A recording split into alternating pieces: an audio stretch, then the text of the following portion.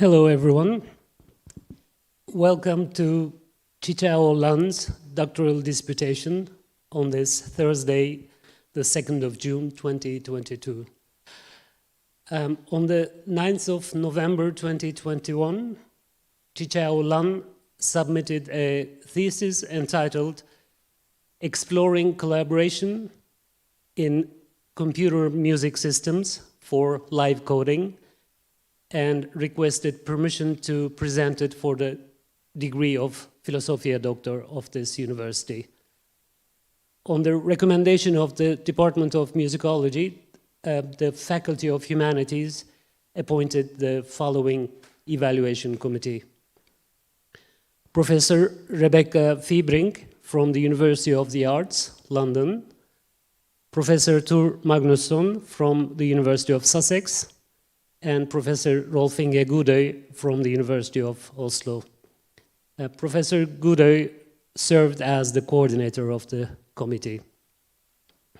On the 18th of February 2022, the evaluation committee reported that it had found the thesis worthy of being defended at a disputation for the degree of philosophiae doctor. Today's proceedings have two parts. First, the candidate is going to present a prescribed trial lecture, and after a break, we will have the disputation itself. The candidate will now give the prescribed trial lecture on the following topic: the impact of programming language design on style and aesthetics in live coding performance. I now call upon the doctoral candidate, Qichao Lan, to come forward and give his lecture. The floor and the screen are yours. Thank you, Zafer.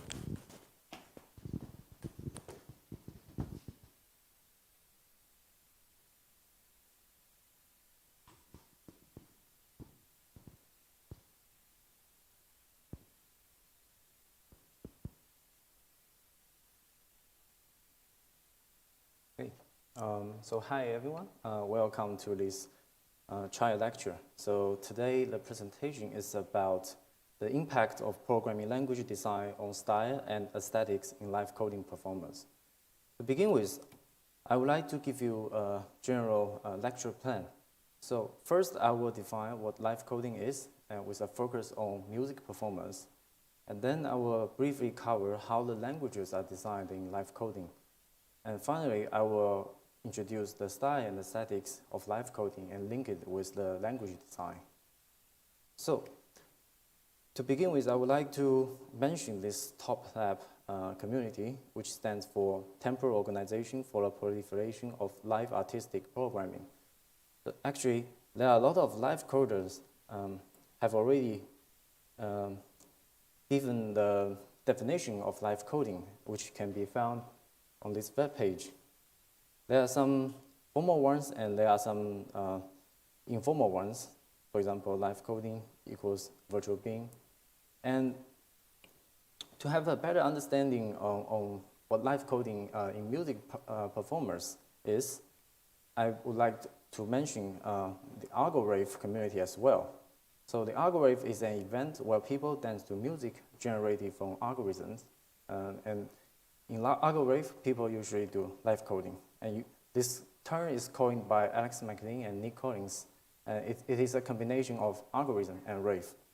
So I would like to show some video for you in order to give you some better understanding on the general feeling of live coding before the pandemic and after the pandemic.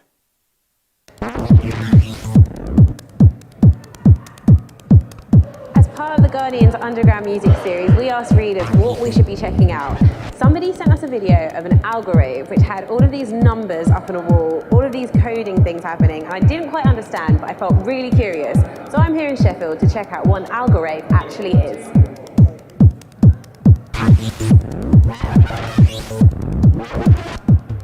As much as I like how computers are very good at automating things, I like to step in there and disrupt what the computer's doing and like take back control. In that way, it becomes a bit more human. With Algorave, I can improvise electronic music, which is a thing that's actually reasonably hard to do. You can kind of shape your ideas to the room. One of the things that Algorave's really keen on is that people can see what you're doing, and it demystifies it a little bit. Like computer coding is something that's typically seen as like really hard and scary, and I think people are really keen to kind of break that down, because actually as a beginner you can come in with very little knowledge of, or zero knowledge really, of programming or of making music, and actually create something that's really expressive. Having zero knowledge. Okay, but actually live coding is actually not limited to just dance music. Even in Algorave, for example, several months ago, Algorave has its 10th birthday, and during that day we had a 24-hour video stream on YouTube, and here is the first video stream.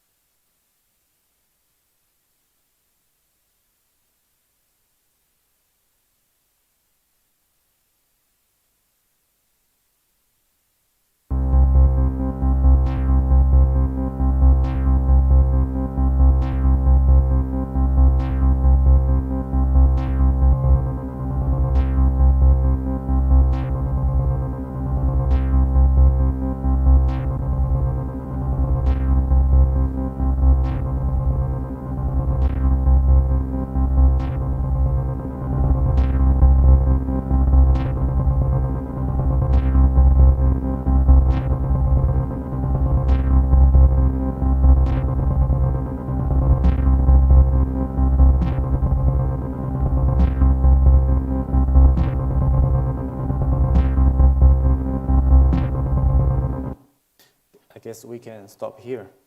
So when one decides to get started with live coding, actually there are a lot of choices in programming languages. For example, this Top Lab repository has provided dozens of language choices, as you can find in this link. So I would say most of these languages are both visual and for music performance. So if you know if you have some previous knowledge on programming, for example, data statistics, and people will usually recommend you to use, for example, Python or R or MATLAB for that purpose. But it seems that in live coding, we have so many choices in terms of programming languages, and even it feels like almost every live coder has his or her own live coding language. But why is that case? Actually, it reminds me of a very famous hypothesis called Sapir-Whorf hypothesis, which is also known as the language relativity. So it raises a question: does the structure of a language affect its speaker's worldview or cognition? Through the years, linguistics have posed a lot of doubt against this hypothesis, but in the programming community, it seems that a lot of programmers tend to agree that, because they find that the programming language we use will influence how we see the program should be. So actually, this is linked with the thing and the title of today's presentation. Well, let's look back at the live coding. So in general, I think the live coding basically convert the code into a string of float numbers. So as you can see on the screen, this is some Greek code, a programming language I designed. So it will output these string numbers and send it to the audio drive of the computer, and then the computer will convert the numbers into the sound from the speaker. So in general, we can see there will be, we input some code, and the code will be interpreted by some rules and converted to sound. And actually, these rules are actually written with code. And the code can be seen as part of the rules. So in live coding, what is the most interesting part to me is that actually we can change the rule in real time. So coming back to the language design, actually there are two perspectives to design a live coding language. One is top-down, so we start from a code. We consider the code syntax first. So we can base our live coding language based on a general purpose language. Or we can write our own parsing rules. So here are some examples of the live coding language depends on a general purpose language. So the language used for live coding or music live coding performance is often known as domain-specific language. And sometimes it doesn't have to be an independent language. It can be a library or an extension to the general purpose language. For example, Foxdot depends on Python, Jupyter depends on JavaScript, SonicPy depends on Ruby, and Tidal Cycles depends on Haskell. So this is an example of the syntax of Ruby, and maybe you can immediately notice that there are two ands in the end. So it is the kind of the signature of Ruby programming language. So here is another example of SonicPy. As you can see, the similar syntax can be found in SonicPy. So if you don't want an and in the syntax in the syntax of the language you design, probably you should depend on another language. Or you can also write your own parsing rule. So I will just use the language I designed called Quiver Series to give you an example. So this is a language that you can just run in your web browsers.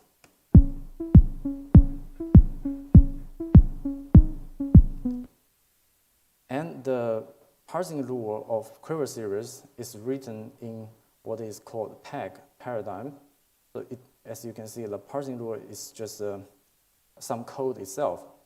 And on the right, you can see if I input some valid Quiver Series code, the parser can detect each element. And then we can map this element into some audio library and then convert it to sound. And actually, with the same syntax, I can use different methods to do so. For example, I can use the SAMA live coding environment.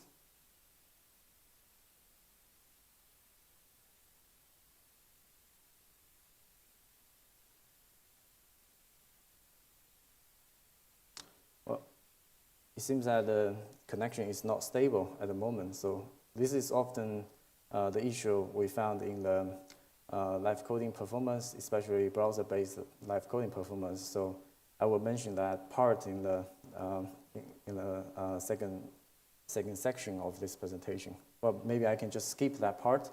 So I will just mention that we can also design a language from bottom-up perspective. So we think from the audio sample level. As I shown before, the goal of the language is to send out a string of float numbers.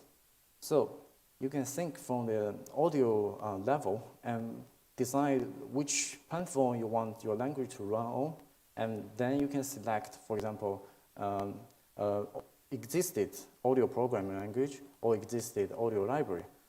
For example, Tidal Cycles, which was shown in the second video I played, is a language written in Haskell. So it communicates with Super Collider with open sound control messages.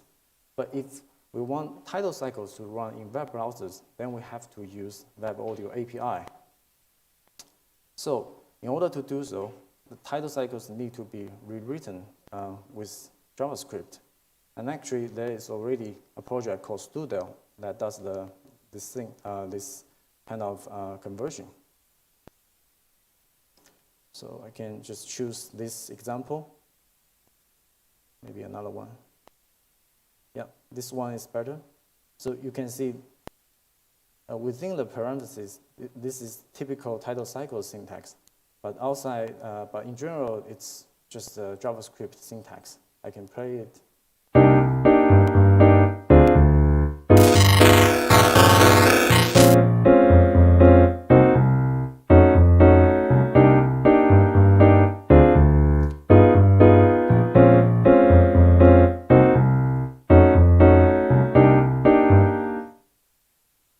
Okay, let's move on. So the main takeaway so far, I would say, the language design is actually can be influenced by the host language, audio library, or the platform you choose your language to run on. And actually, why I mention this is because actually, if we study the impact of language design, we should notice that we should know that the language design is already influenced by current technology, and it is often not just about the syntax. So, to move forward, I would like to use 5 recurrent tensions proposed by Roberts and Wakefield to give you an analytical framework in terms of the style and aesthetics of music live coding. So the first one is the risk, second one is readability, and the third one is the abstraction, the fourth one is the timing, and finally the deterministic and the improvisation. So speaking of the risk, live coding compared with other music practice is a quite risky one, and we can also compare live coding with regular general purpose programming or engineering.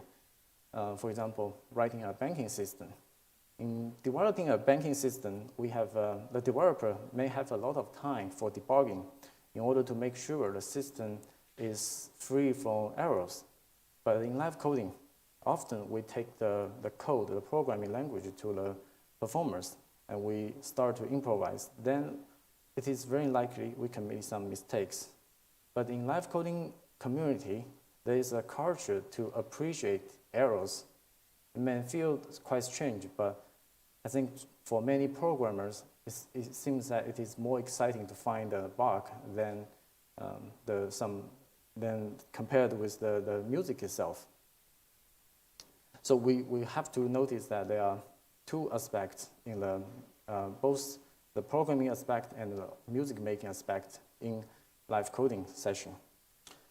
But by convention, in almost every live coding languages, there are some kind of error handling mechanism.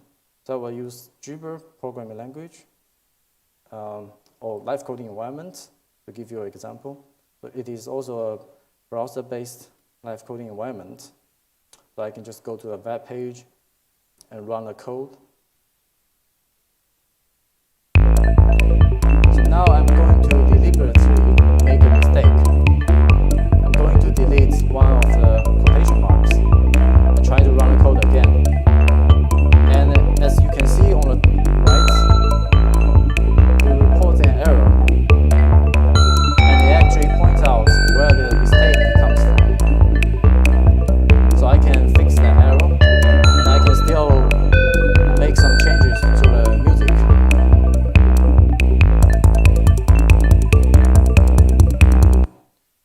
So as you can see in this example, I committed a mistake in the performance session, and the language becomes a lifesaver. And I can fix the error and keep playing the music. The music did not stop, and I can still update it. But it brings more questions. Although there's a convention to have some error handling mechanism in programming languages, but it is really necessary to do so in live coding. For example, let's think of if we play the guitar. If we made a mistake, there will be no such a mechanism unless it is the electricity guitar or computer-based guitar that can fix our errors. And there are also some musical errors that we need to consider. For example, should we limit some kind of experimental stuff? For example, we can limit the frequency of an oscillator to a very low, to a certain range, but we can also argue that it limits the possibility of the music. And finally, I would say the design errors is a pun here. In general purpose programming, maybe when there is a mistake, we can say this is a design flaw, a design error. But in live coding languages, sometimes we design errors on purpose. So for example, in the Qichao Lan programming language, there is a suicide function, there's a suicide command that can allow the language to kill itself sometime in the future. So making an error in live coding is some kind of art, and we do appreciate that to some extent. And also, speaking of the live coding, I think both live coding and general purpose programming, the purpose for communicating with others is very important. And a lot of live coders tend to believe that the process actually matters more than the sonic result of live coding. And in designing a language, and we should also consider that this is a language that we are going to take into a music performance. So in a music performance, it's better that we type faster, so the language should be concise. So we have to find a balance between the readability and the conciseness. So in live coding performance, a convention is to have a big screen and project the code on the screen to let the audience know what you are doing. And for programmers, maybe you are familiar with object-oriented programming and functional programming. So in these two blocks, actually, both these two blocks play the same, show the same audio idea. So the first block is an object-oriented style. So on the first line, I create an instance using the sign OSC, which is called constructor. It takes a parameter of 440. So it creates an instance of the sine oscillator object. And then on the second line, I can call the set AMP function, set the amplitude. I can call the set AMP method of that instant to set the instance amplitude. And on the second block, the sign OSC here can be understood as a function. So it takes 440 as its parameter, and it becomes a data type as signal. And this scale function will take that signal as the first parameter and take 0.1 as the second parameter. So these two blocks basically describe the same thing using different styles. And OCR is a very interesting live coding environment where every letter of the alphabet is in operation. As you can see, the visual design and the musical concept is really intriguing. But you can immediately notice that even for audio expert or some people with sound synthesis background, they cannot immediately understand what it means unless you undergo some kind of training of this OCR programming language. And we can even think, we can even have a further study on, even after some kind of training, where we write the code faster with OCR compared with other programming languages that we are familiar with. So here I would like to quote this famous saying by Harry Cooker: "Copying an instrument is dumb, but leveraging expert technique is smart." So actually, if we use some language that programmers are already familiar with for sound synthesis, and perhaps that will increase the typing speed, that will increase the readability, although it may not be the most concise one. And then we can move to abstraction. So here I would like to quote a paragraph from Julius Smith III. He says, "Max Matthews is known as the father of computer music, having written the first program for generating digital sound samples from high-level note and instrument specifications. Instruments were specified as interconnections of elemental building blocks called unit generators." So that's where unit generator comes from. And in live coding, we can see a very clear abstraction level where on a high level, we can see there's always some pattern and event. We can define pattern as repeating events, and we can understand event as some note with some time stamp on that. And we can send the pattern and event to Eugens, and the Eugens will convert the pattern and events into the exact audio stream. So here I would like to use the programming language Qichao to give you another example.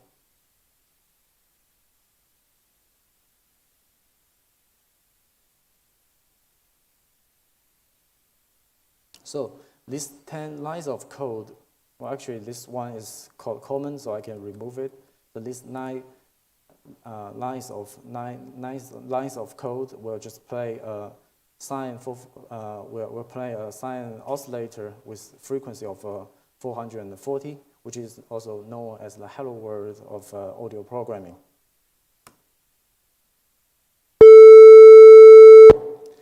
So actually, this line, several lines of code is equivalent to this sine 440. So as you can see, it's just identical. So in live coding, we tend to use some shorter kind of abbreviation for some low-level control. And it actually can be linked back to the risk part. For example, if you have more control to the low level, sometimes the risk can also be high. And also it can also be linked back with the readability part.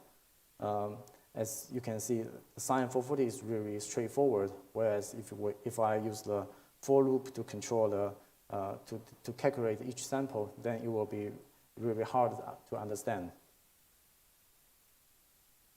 And then we can move to the timing part.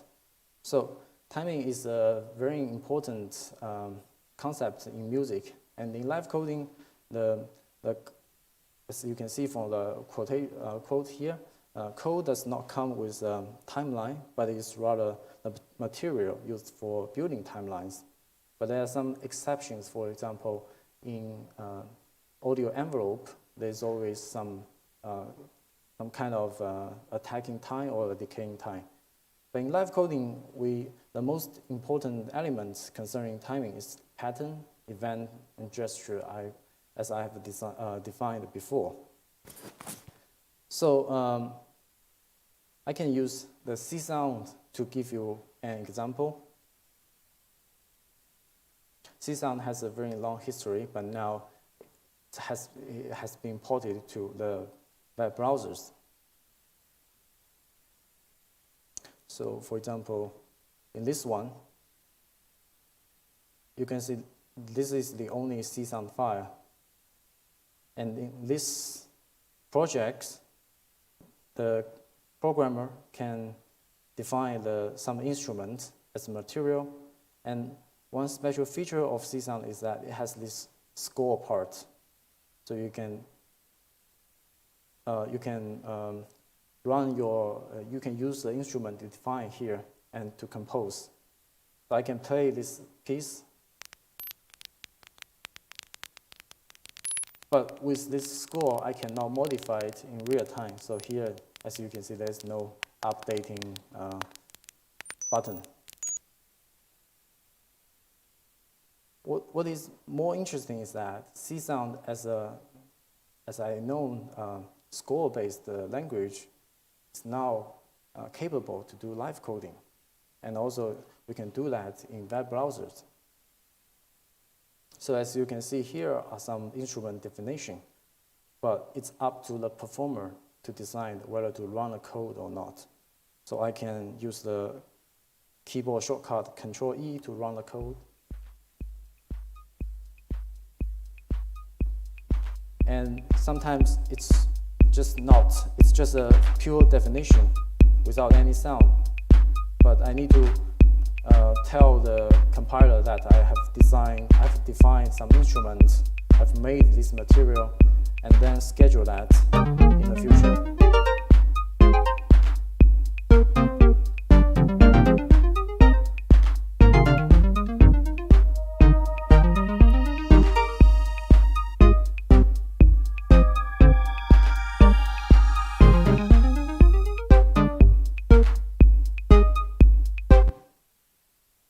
So as you may have noticed that in almost every, in many live coding environments, there's a synchronization mechanism based on loops. So when I make some changes, the change will only happen at the beginning of a new bar. But that is not always the case. For example, in Super Collider, you can allow the change to happen instantly. And you can just play the music programming language as similar to a modular synthesizer. Then we can move to the improvisation part. By convention, in the live coding community, a lot of live coders prefer to start from blank. And sometimes they will prepare some material and just copy-paste the code. But here, we can also link back to the risk part. For example, if you already prepare the whole program and you have already debugged it, then it's less risky. But it's always fun to start from the blank, to challenge yourself and perhaps also to get some surprise from the machine. So that's the second bullet point here. So the machine can have some randomness, and if you have a random function in your code, then perhaps you will be surprised at some point. So sometimes it is also quite related to the language design. For example, if you don't have any noise or random function in your language, then it's impossible to do that machine randomness. And here I will give you another example of machine randomness. This one is quite challenging. This is called logistic map. So you can read more from the Wikipedia, but it's like the gateway to the chaos, to application of chaos theory into algorithmic music. So basically, it calculates each audio sample based on the previous sample, multiplied by a constant R, and also multiplied by the difference between one and the previous sample. So I can copy the code and just paste it to the Qichao web interface. So I will just explain the code more. So I create a sequencer here, and this sequencer, the notes the sequencer will play is determined by this meta node, and it will send to a sawtooth wave synthesizer, and it will also be filtered with a low-pass filter, and it will pass to a plate reverb effect module. So the meta node is the key to apply this logistic map. So in web audio, we process the audio in blocks. So the goal is to fill this output array with 128 float numbers. So I will just initiate it with zeros, and then I will define the R value here. So let's just try 1 first. So this one is just to initiate the first audio sample. And then I need to calculate the first output based on the initial value. So we can modify the R and X1 and to get different results. And then I use a for loop to fill in the rest of the audio samples. And then I will give the last output sample to the X1 for the future use. And finally, I will send output to the next node. So basically, this meta node will generate some number between 0 and 1, and even larger.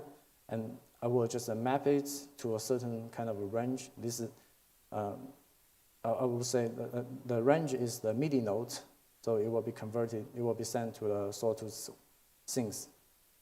So I can just run it.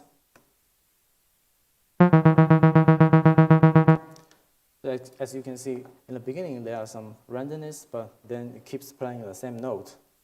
But I can change the R value to 2. Still, some randomness at the beginning, then to the constant value. 3 is also the same, but when it comes to 4, there will be some difference.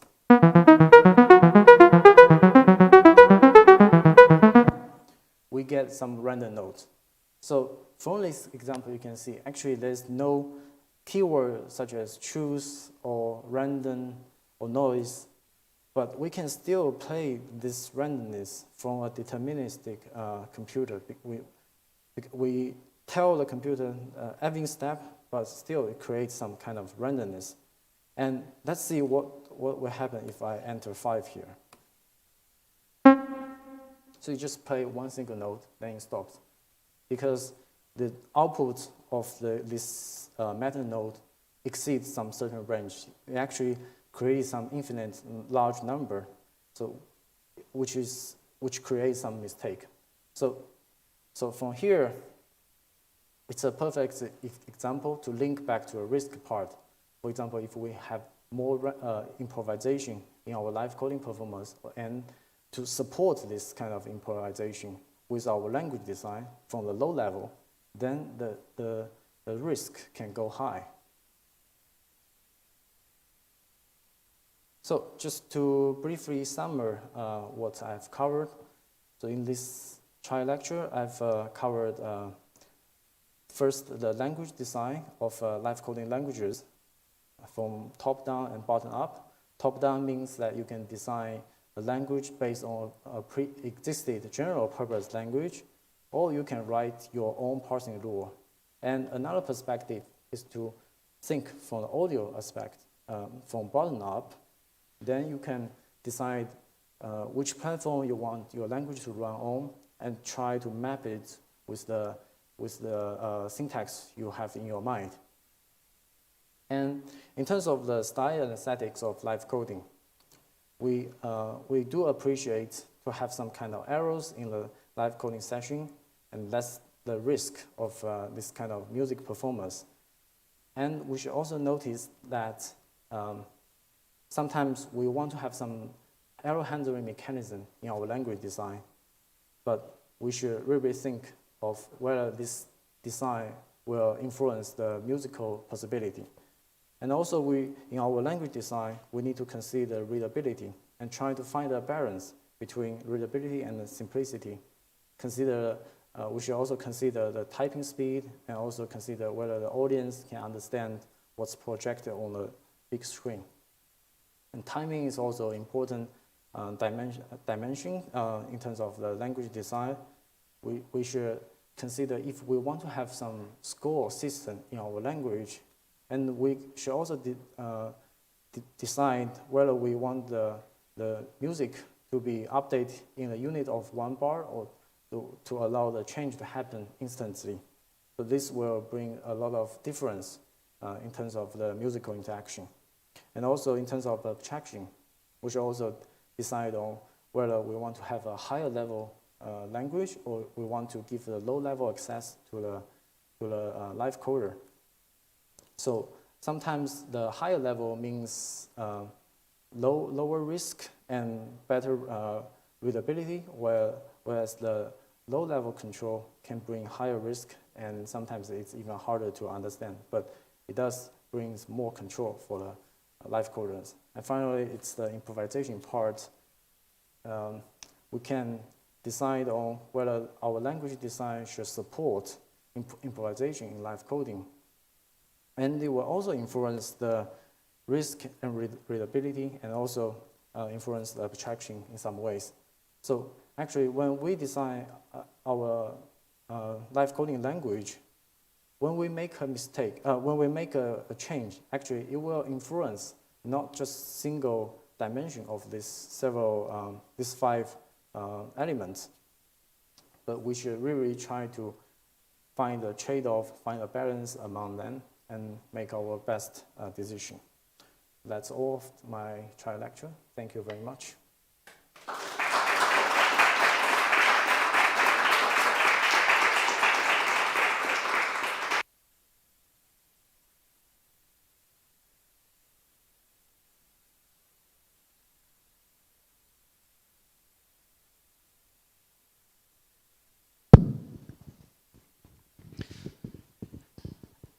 Thank you very much for the trial lecture. We will now take a break of about 1 hour and 15 minutes, and the proceedings will continue at 12:15. Thank you very much. Enjoy your break.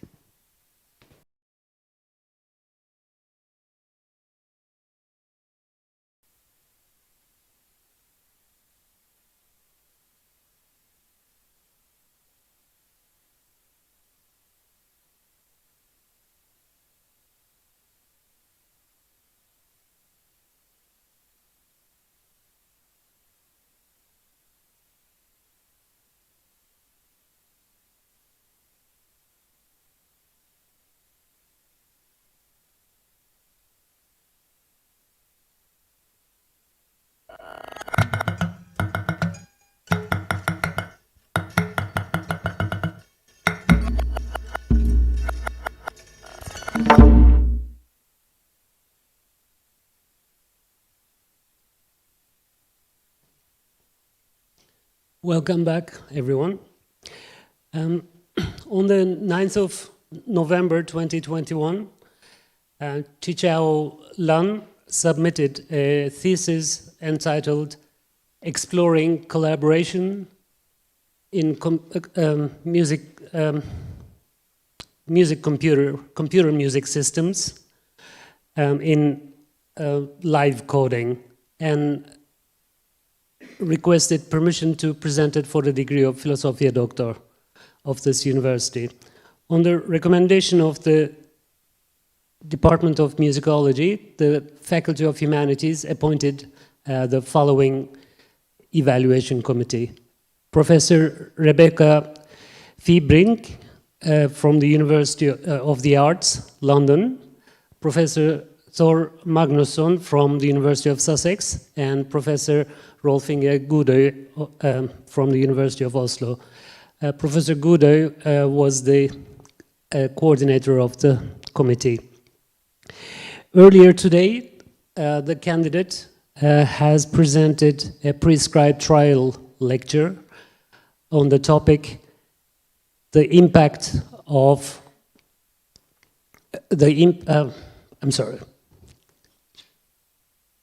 the impact of programming language design on style and aesthetics in live coding performance. The trial lecture has been found satisfactory by the evaluation committee. And now the candidate is to defend his thesis in public. The first opponent in the disputation will be Professor Rebecca Fiebrink, and the second opponent is Professor Thor Magnusson. If anyone wishes to speak ex auditorio, please let me know before the second opponent is called upon to speak. I now call upon the doctoral candidate, Qichao Lan, to come forward and give his introduction. Thank you.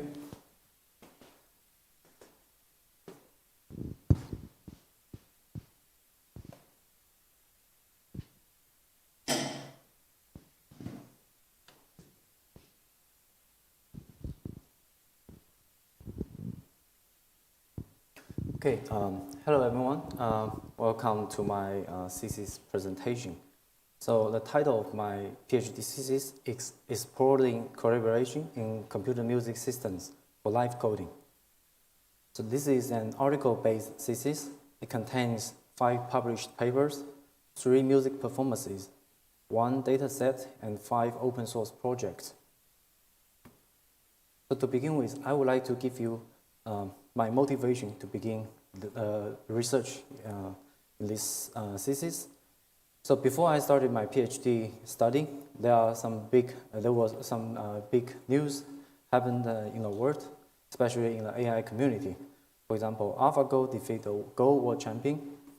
And at that moment, I was taking Andrew Wu's machine learning courses, and he says, AI is the new electricity. So I was very attracted by this concept because we all know that electricity completely changed the music industry. And I was wondering, will AI music be the future of electronic music? And there's also another important thing. That was the first live coding summer school. At least it's very important for me because I was there and Alex McLean and other live coders show me a lot of live coding languages and also show me how they use Super Collider for live coding. So at that moment, I was using, I used Super Collider a lot for designing GUI and design some interface for my own sonic composition. And actually, I took the instrument I made before I started this PhD into a performance. So we can have a look on that. Welcome, everyone.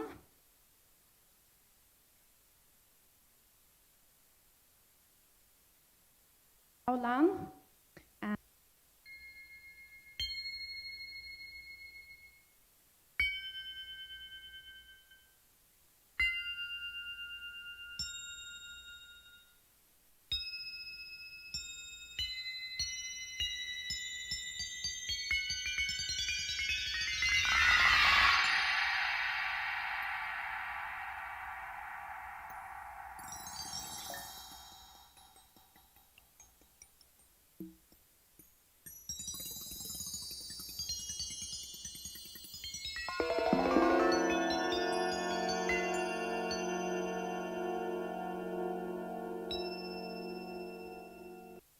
So this is the interface I made with Super Collider. As you can see, it's GUI based and it also requires some gesture control. And by comparing Super Collider, especially the GUI based interfaces I made with Super Collider, and compared with a live coding language, I think the live coding can be something low level. So before I started the PhD, I was really inspired and to explore something low level for the computer music system, and also try to combine it with AI to explore different kind of collaboration. So the research question of my thesis is how can different levels of abstraction in music or audio programming influence collaboration in computer music systems? So this research question can be broken into 3 sub-questions. The first one is, what kind of relationship can be found in collaborative computer music systems, and how can new relationships be designed? The second one is, how can different kinds of relationships in collaborative computer music systems influence performing practices? And the third sub-question is, what can new collaborative paradigms bring to the design of computer music systems? To simplify it a little bit, I would summarize the first research question to be understanding collaboration, and the second one is to analyze the influence of the collaboration in music practice, and the third one is how can we change the relationship in collaboration. So to combine Super Collider and AI and also deep reinforcement learning, the technology I was very interested, I wrote the first paper. It's called Reinforce, a deep reinforcement learning environment for music generation. The goal was to explore a new framework for music AI collaboration inspired by live coding. So to give you a little bit of background on deep reinforcement learning, that's exactly the technology behind our goal. And in reinforcement learning, we usually train an agent and let it to interact with the environment with some actions. And the environment will give the agent some reward, and the agent can observe the current state. By repeating this process, the agent should improve itself. And OpenAI Gym is one of the most popular benchmarks for training this kind of agent. For example, in this, in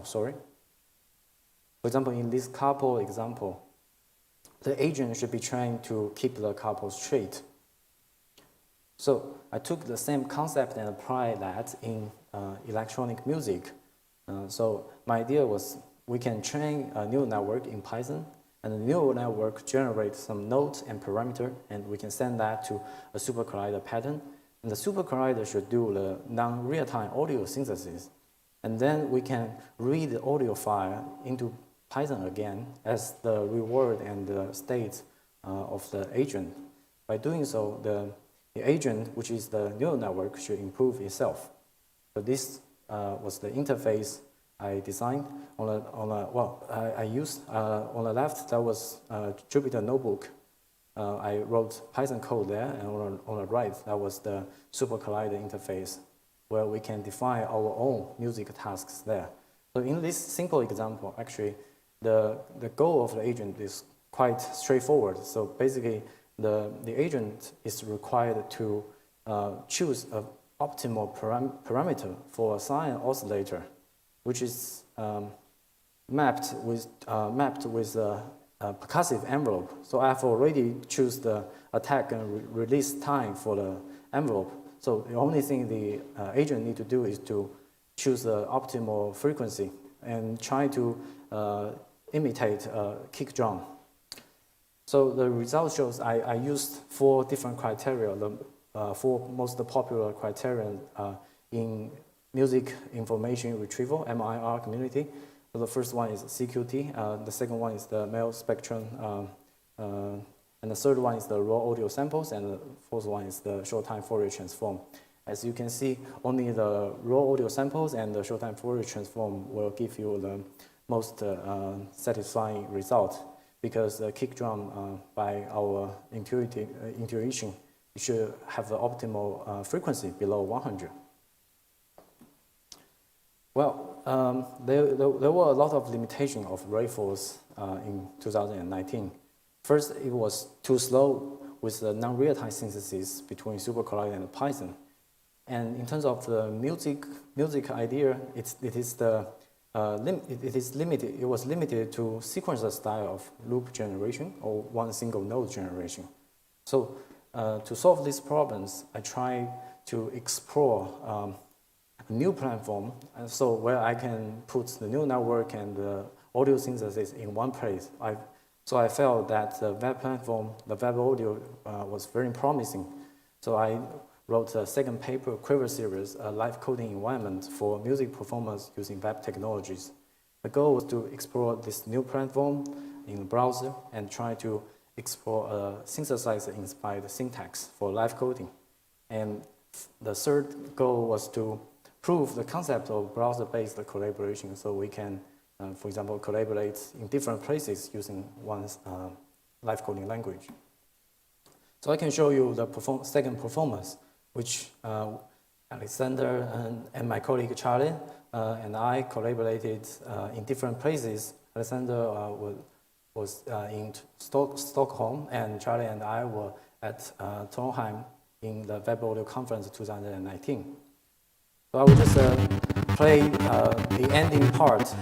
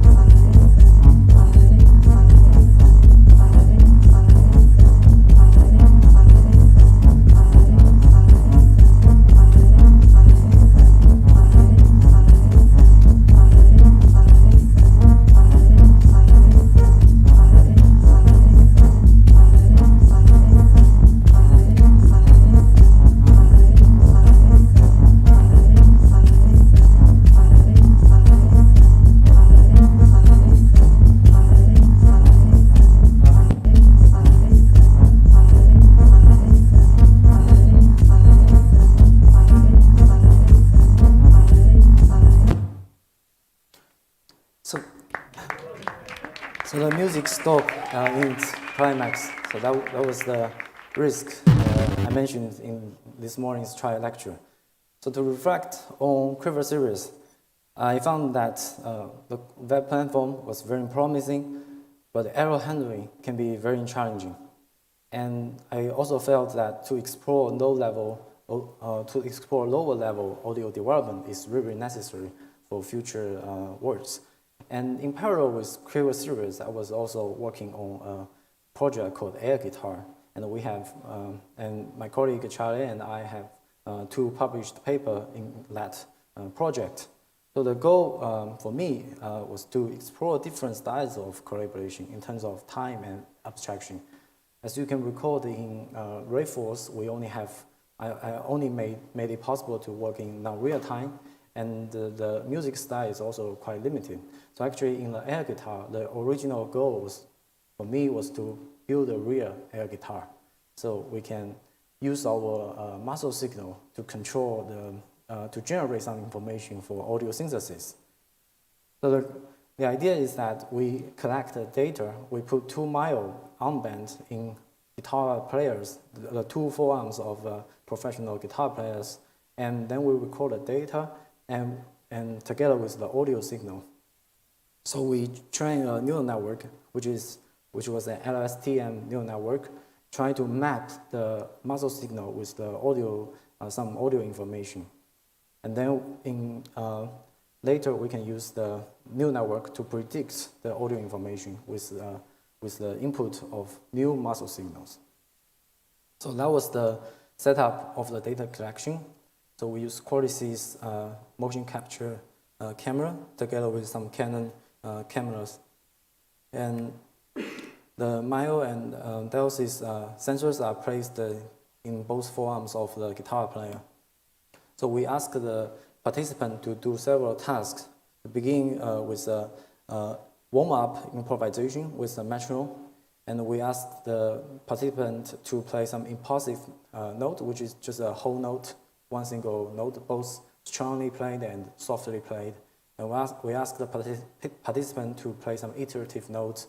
Basically, it's 16 notes with one single note or 2 notes alternating each other. And the next task is to play some sustained notes and requires some bending technique on the guitar. And we also have some hum and pull-off tasks for the participant. And finally, it ends with free improvisation with or without the metronome. So the result shows that the neural network can successfully predict almost all the control task, although there are a lot of noise.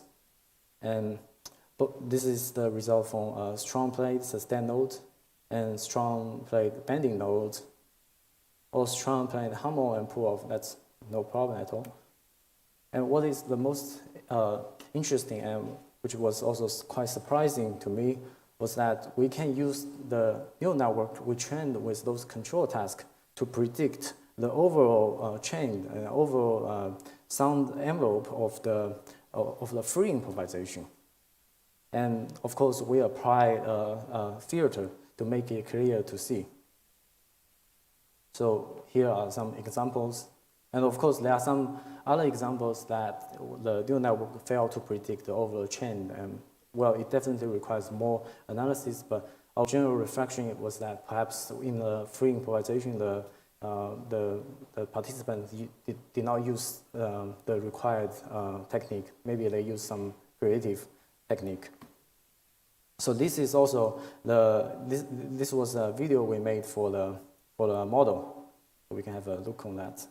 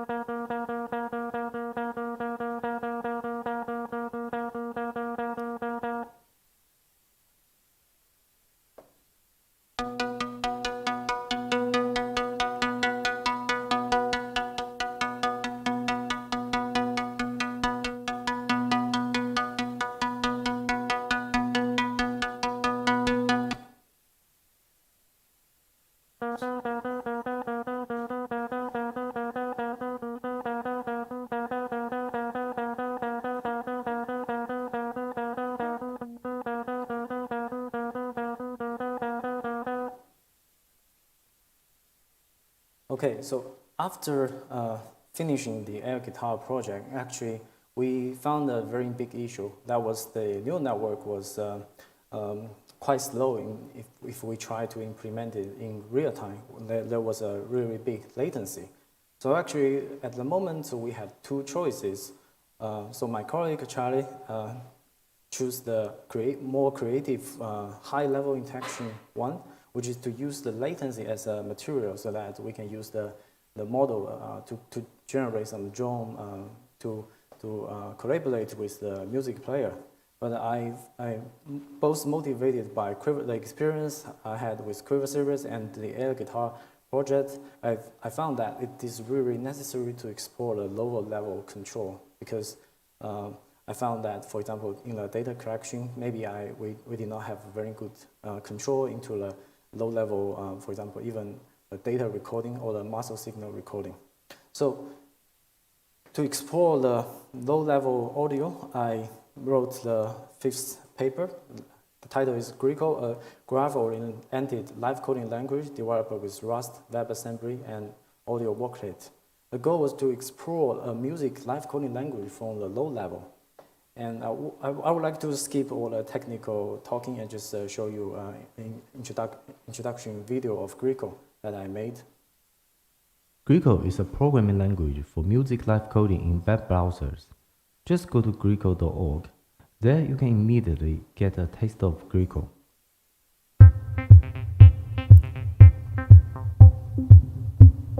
You can edit the code to update the music in real time.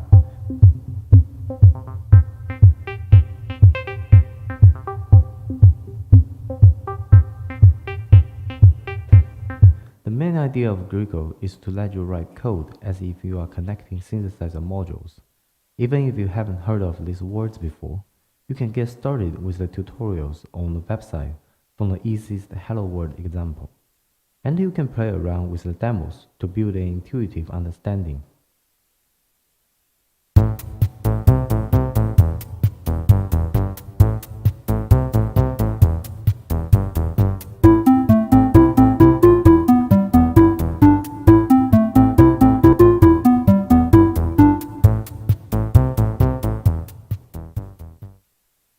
And one more thing, you can collaborate with your friends on the website to make music and visuals just like a Google Doc.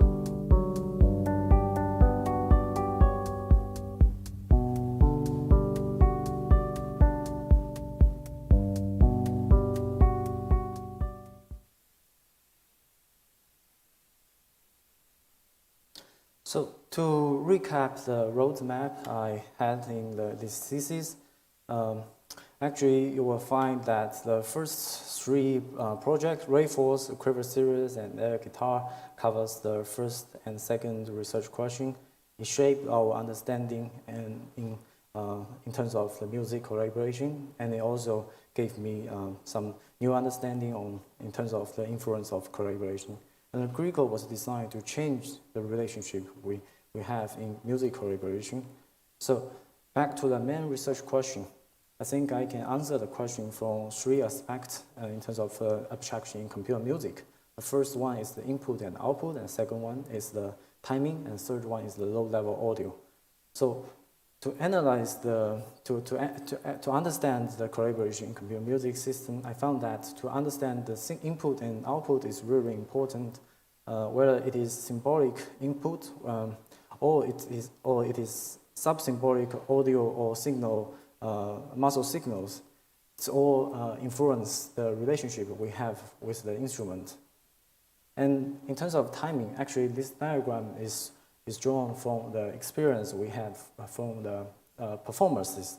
For example, the first one, I said that all the performers were co-performers because in collaboration in the Web Audio 2019.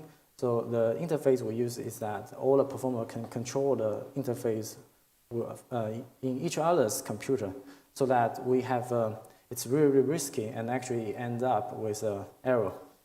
And in the second diagram, you can see that there's always a primary performer which control the code executing action. which is always happened at the last. So in the third performance, which I didn't have time to show here, we had an agreement. So I was always the last one to run the code, so I can make sure to check if there's some errors. So in that situation, I was the primary performer. And in terms of the human-computer relationship, I think it's really determined by the latency. If the latency is really wrong, we can say the computer is a co-composer, not a co-performer. When the latency is really short, we can view the computer as a co-performer or even primary performer. So in that case, the designer of the computer music system plays a really important role in the final control of the music. And also I realized that actually the research in this thesis suggests that the low-level audio can deeply influence our understanding in terms of collaboration. And as open research, you can find all the project on my GitHub account. And for example, Greco is not just only a live coding language or environment, it is also an audio library that everyone can use. And also it proposes a new architecture in terms of audio programming compared with the messaging system we can find in Super Collider. So, so I can give you a very short demo. So I can go to Greco and I click this live here. So it gives you this link. So actually I can write some code. Actually I can grab this code and write it here. Run it. And I can make a lot of changes. As you can see, I can just change the code and it will update, and I don't need to select anything. And I can share this link with my friend. Then he or she can join and we can collaborate like Google Doc. So to solve the risk, so I came up with a new mechanism. So when one of them change the parameter, when we press Command Enter, so as you can see, one of the collaborators is marked as ready, and we shall wait till all the collaborators are marked as ready. Then the music will be updated.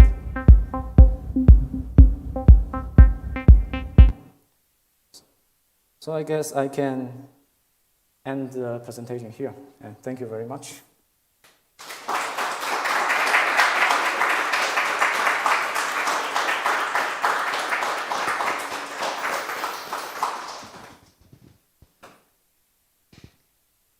I would like to thank the candidate, Qichao Lan, for his introduction. We will take a 15-minute break and continue at 1 p.m.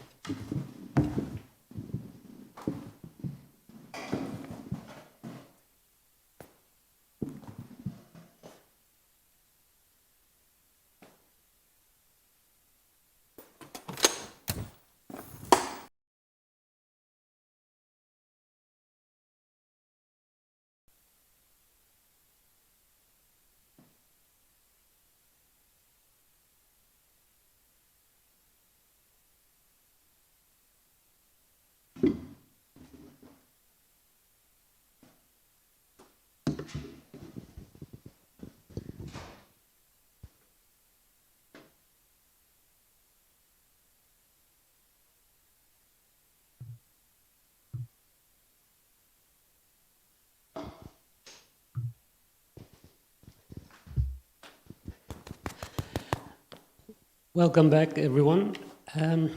I now would like to call upon the first opponent, Professor Rebecca Fiebrink, to take over from me. The screen is yours.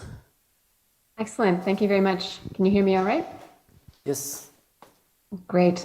So first of all, thank you, Qichao. Thank you, everybody, for the invitation to be part of your committee. I've really enjoyed this experience a lot, and I'm having a lot of fun today, even though I unfortunately can't be there in person.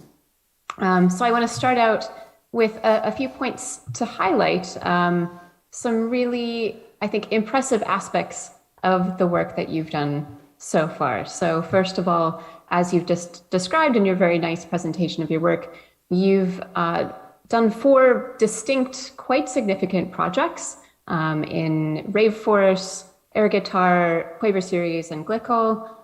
These are, each of very good quality on their own. You've succeeded in having each of them published. And these all make contributions to live coding and music technology research and practice. So first of all, congratulations on that. You've also done a very significant amount of engineering work and displayed some very impressive technical ingenuity in tackling a really wide array of challenges within each of these projects. The way that they're situated within the current research landscape, you're able to use these projects to address novel, important, and timely questions about how new technologies afford new approaches to musicking. And this is, of course, often an ideal outcome in a program like Ritmo or in the kind of interdisciplinary work that's also practice-informed work, as you are doing. And of course, in order to succeed in these things, you've had to employ a really rich, diverse set of methods from engineering, machine learning, signal processing, studies of human motion, and employing the tools you've made in your own musical performance and reflection as well. So again, I just wanted to congratulate you on this very significant body of accomplishments. Thank you.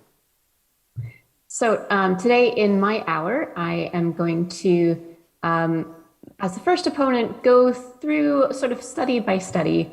We're going to talk about some quite high-level questions and topics. I want to really get you talking about how you see your contributions in each of these projects.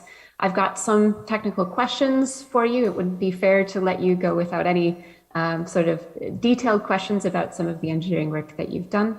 And in there, I also want to perhaps draw out some more conversation about this notion of collaboration, since as you described in your presentation you just gave, this is a theme running through your work, and it's something that has been important to you. I'll finish up with some overarching questions, just getting you to talk a little bit more about your approach to this space as a researcher and how you want to see the impact of your work. So let's jump in. Let's start out with Rave Force. So reading the paper, reading your thesis about this project, I thought there was some really particularly notable aspects of this work. The first bullet point I have here is a phrase taken from your paper saying, our motivation is to find a balance between pure audio and MIDI-like symbolic representations in computational music generation. And of course, here in particular, using machine learning for generation. And I really like this. I think, there's not very much work in this space that's neither trying to represent MIDI and generate MIDI notes, and it's also not trying to, just work with audio representations. But of course, one thing that we do as human musicians and human performers, whether acoustic or electronic, is we're dealing with a variety of representations and transformations at different levels of granularity. And so I really like this perspective in this work, and I think it brings something new to the table. Second of all, you've asked this question in your paper: how can an AI system be trained to consider the music sound while generating symbolic music representation? And as far as I'm concerned, this is a fairly new approach in research. So starting with that, my first question for you is, how did this project, you've talked about this a little bit already in your presentation, so don't feel like you have to repeat the presentation, but you can maybe expand on anything. So how did this project influence the way that you think about your performance and or your research work? I guess to answer that question, I think I should begin with reflecting on, for example, how I started to try to combining Super Collider and the AI model. So I think if I'm not a live coder, then I probably will not realize that it is possible to combining the sequencer and the AI neural network. So I think in terms of the performance, I think since it hasn't been able to run in real time, I think I still need to wait and see probably in the future if I can bring it into a live performance. But in terms of my research work, I think before, as I said, like I used non-real-time audio synthesis from Super Collider. So I send some signal through open sound control messenger to Super Collider, and then Super Collider will generate the audio file to the hard disk. And then in Python, we read the audio file from the hard disk. And this one is really takes a lot of time, so actually it's quite slow. So ideally, it's a much faster way is to do that in the memory, the RAM. So I think in my research after Rayforce, I realized that it is really, really important to know this lower level architecture so that we can develop better music applications. I think that's the main takeaway. Thank you. So my next question here is, how do you think that this, say the paper on Rayforce on its own, how do you think your findings there or the engineering approach you've taken there should influence how other people do research or practice? Yeah, that's a very good question. I think, first of all, I think people can just use that as a tool for sound synthesis. And actually, I did not have the time to mention that in the last part of my previous presentation, because now I've already connected Qichao with Rayforce. So use Qichao as the audio engine of Rayforce. I think it raises the speed by 20 times, and it's all on my GitHub account. So I think for musicians, we can imagine that, for example, if we go to a concert, we hear a tone which is very interesting, and we record that, the audio file, and we go home with some synthesized architecture. So then we can use Rayforce to test that, try to find some optimal parameter to that sound. And sometimes the result can be very impressive, but sometimes it can be really different. We get a different tone, but still, in terms of the music making, I think even if we get a not that similar tone, we can still find some probably creative usage of the environment. I think that's how others can use Rayforce. Yeah, thank you. Great, thank you. So you've talked about how, as a researcher, it was perhaps some of the limitations of this approach that drove your research forward. But it sounds like, even despite those limitations, the thing that you've made, you see some potential for creative use, which I think is exciting. And, I might even add to that. I think you might be underselling yourself a little bit here. And going back to my previous slide, these questions, the way that you're asking these questions, the way that you're asking about how might this be useful, how might this be accomplished. I do see this as potentially really inspiring to other people working with music, both in live coding and in sound synthesis, but also outside of those fields. All right. So my next set of questions is about the music. I noticed, didn't actually play us an example of what Rayforce sounds like in your presentation. Can you describe to us what it sounds like? Actually, I think that's because this is more like a framework similar to OpenAI Dream, the music version of OpenAI Dream. So I think the sound really depends on the target, and I think the user should define their own architecture to imitating the target audio.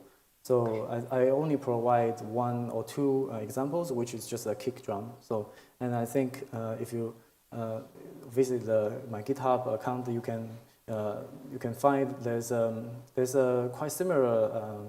I think the generated sound is quite similar to a kick drum, but the kick drum synthesis is much complicated than one sine oscillator combined with a percussive envelope. So there are some improving room here, I would say. Yeah. Sure. Okay. Yeah. Thanks for that. And I guess you've touched on this a little bit on my previous slide, but you've talked about this potentially being useful for somebody if you like a sound, you capture that sound or find a recording, and you can stick it into Rayforce, and it's not guaranteed to give you the exact sound. It could give you something quite different depending on how you set it up, but it sounds like, you know, that could be part of the appeal for it, is that it's going to give you perhaps a reinterpretation of that sound as its best guess. Is there anything else you want to say about, you know, your evaluation of the system as musically useful or not? Do you, you know, if somebody were to ask you, is this musically useful? What's your answer? I would say we should still wait until it finally merged into Greco, because my goal is to really to apply this approach in the live coding session. For example, we can just get the raw audio samples from what the live coder is currently producing, and feed that into the neural network, and which runs in another thread on the background, and try to generate some symbolic features that synthesis back to the sound, and layer that on top of what the live code is doing. So I think that's the general idea in the future. But but for now, I guess also I think I can add to one of your previous questions. I think it raises some questions, and also actually when I was reading some papers about the music generation, I always had a doubt that, for example, if we generate MIDI sequence, should we really call that music generation, or should we call that score generation? So I think if we think conceptually, it also has some contribution to the AI music. Certainly, I agree with that, and I can't wait to see what this actually looks like and feels like and sounds like when you integrate it into Glyco. My next question is fairly brief, but I'm curious. There's no right answer to this, but you know, given that you didn't really talk about perceptual or aesthetic or experiential or musical aspects of the sound or practical uses of Rayforce in the paper, you know, why didn't you do that? Can you explain a bit why you felt like that was maybe out of scope of the publication and the thesis? Yeah, I think that's a really important thing I should consider. But I think actually when I submitted the paper, the Greco was still in active development at the moment, and I was also actively developing Greco after I submitting.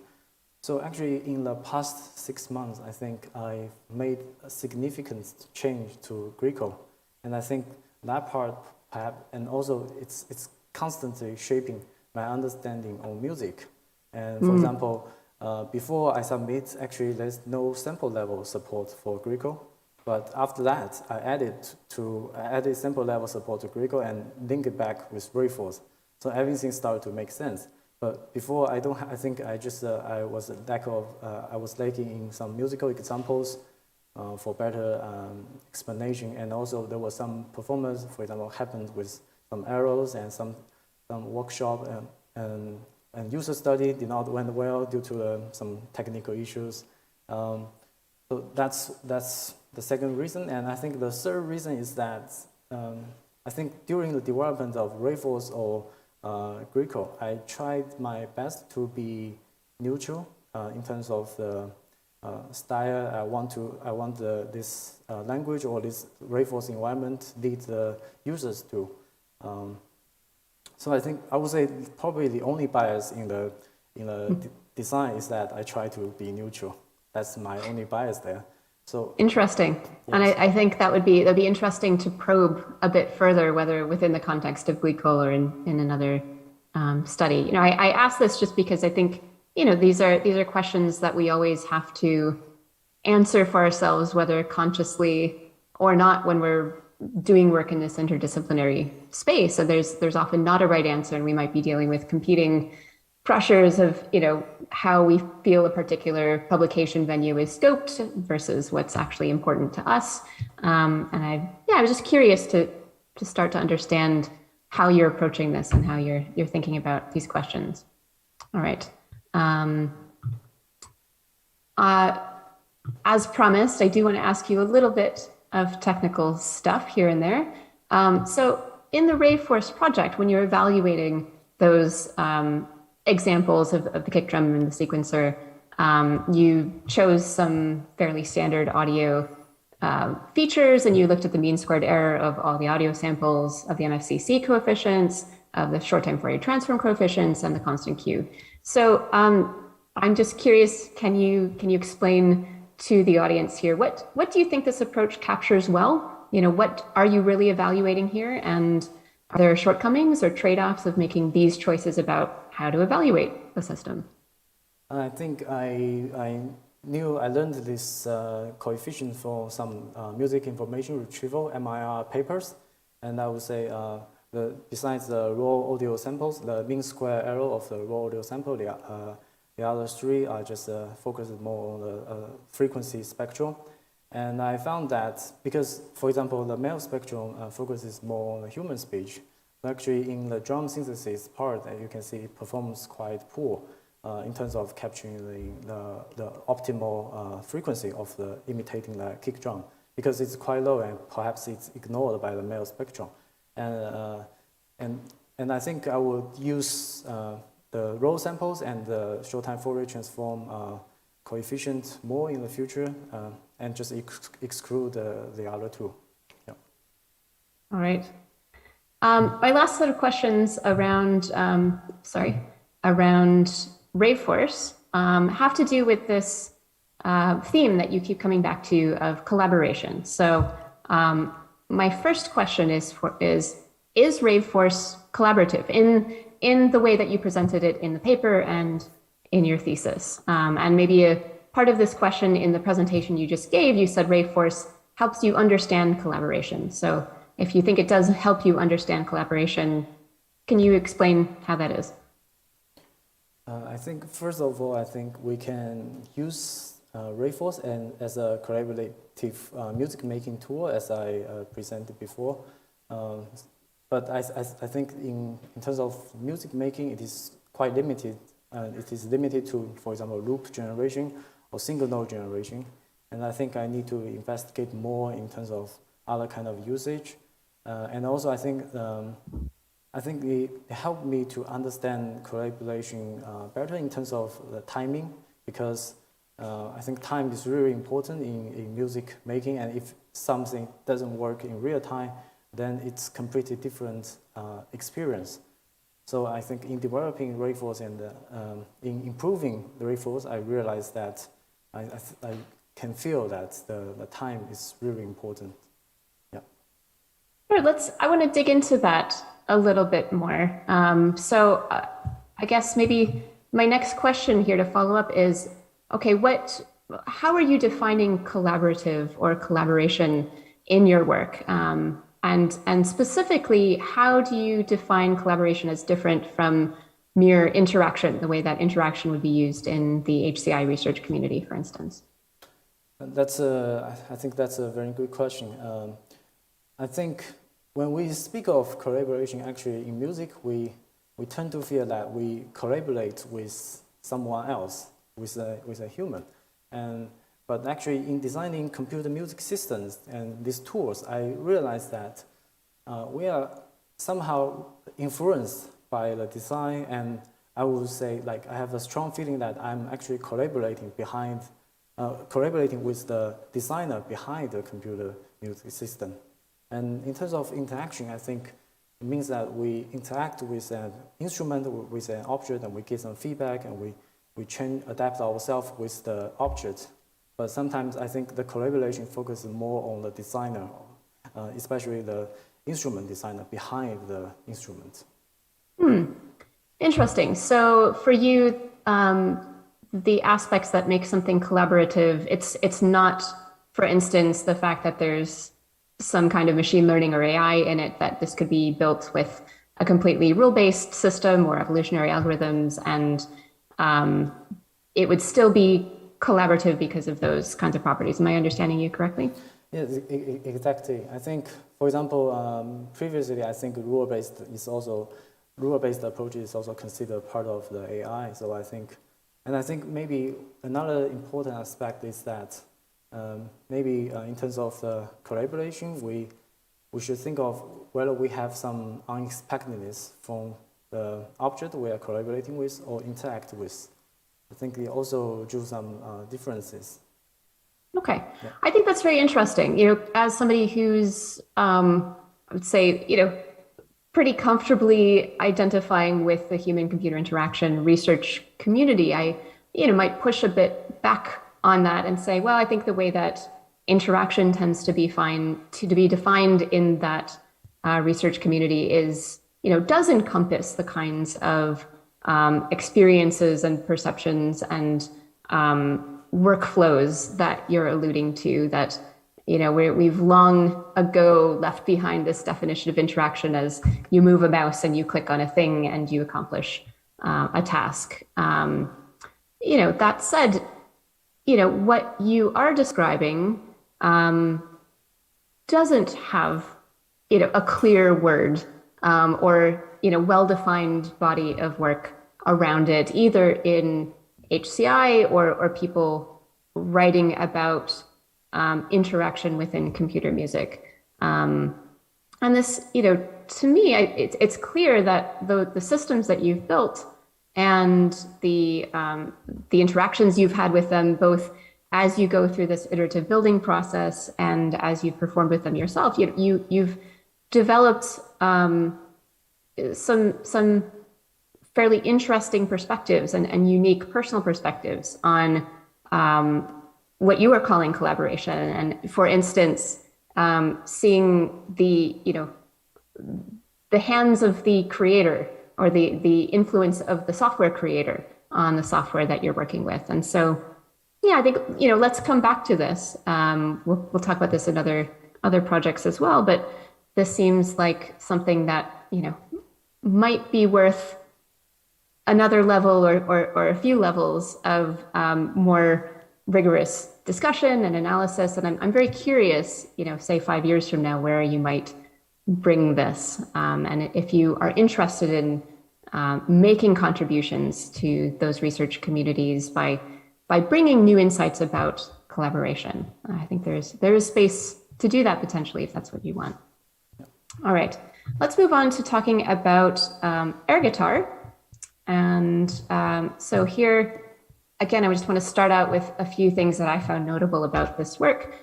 First of all, most work using machine learning in music is either around, say, generating new music, making new instruments, generating new sounds, or around analyzing music. But this work sits in a space that isn't as well explored, namely understanding existing embodied movement sound relationships. So I thought this was an interesting focus, an interesting place to say, oh, what if we put machine learning here? What's possible? And also, this was a really comprehensive project. I know it was collaborative, but to pull this off, you really required some substantial skills in EMG signal acquisition and processing, audio signal processing, programming, machine learning, and statistics. So this is, again, quite an impressive piece of work. I'm going to start out by asking you the same questions as for Raveforce. So can you tell us a little bit about how this project influenced the way you think about your performance and or research work? And I know, again, you've mentioned this a bit, but I want to go a bit more in depth. I think because actually in the beginning, when I discussed this project with my colleague Charlie, and actually we were a little bit over ambitious because we wanted to generate raw audio. So we really want to build some air guitar that we can play. We can use our muscle signal to generate the audio signal directly in real time. So, but unfortunately, it doesn't work. And I think from that moment, I really started to think latency and think of all the hardware, all the technological part behind it, and started to read more paper discussing latency. So actually, for example, I did not mention that in a previous presentation. I built the Python, the Mio recorder, because there were no previous work in Mio recording that can capture both Mios at the same time. So I was using some multi-threading technique in Python, and after the project, I realized that although this dual micro recorder contributed a little bit to the community, but after finishing the work, especially after I picking up Rust, I realized perhaps Python was not the best choice to use. And I think the latency and the timing is probably what I learned the most from this research. Yeah. Thanks. And again, same follow-up question here. How should this work, embodied in the 2 papers you have on air guitar? How do you believe that this work should influence how other people do research or practice? What do you think the exciting, useful contributions are? I would say, actually, I think I learned a lot during the data collecting process. So actually, when sometimes I share with the students, when we train a neural network, especially those concerning this kind of data collection, actually we spend more time in data collection than training a real neural network. Actually, if I recall it correctly, I finished the neural network training in just one afternoon, but the data collection took months and the data processing takes a lot of time. And I think that's the biggest lesson I've learned here. And what about for a researcher who picks up your paper off the internet and might be working in a related domain? What do you think is going to be valuable to them? I think maybe, I know there are a lot of researchers that do not have the access to this kind of motion capture centering. So I think maybe, since this is an open research, I think they can find the data set. We already provide the data set, so other researchers can just use that. In terms of the methodology, I think I would say the biggest finding is that I think we should manage our expectation, like when doing this kind of project, and perhaps start from the easiest features that we want to train a neural network to generate, and yeah, I think that's what I can say for now. Yeah, thank you. All right, thank you. Next question: is air guitar collaborative? And you can answer this knowing that I'm a little bit skeptical of your definition of collaborative, but here's another chance to convince me that this is a collaborative project and not merely an interactive one. Well, I did not mention that in my previous presentation, but I think in answering that question, actually, the first answer that popping into my mind was the Kavi, the instrument my colleague Charlie made. So he published that instrument later, and he performed that with 2 other musicians. So as I mentioned, like he used the latency quite creative. So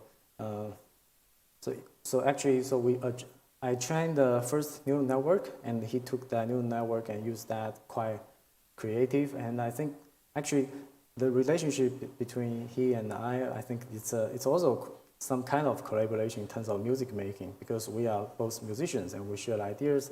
And it's I think his work is a perfect example of air guitar being collaborative with professional musicians. Yeah. Okay.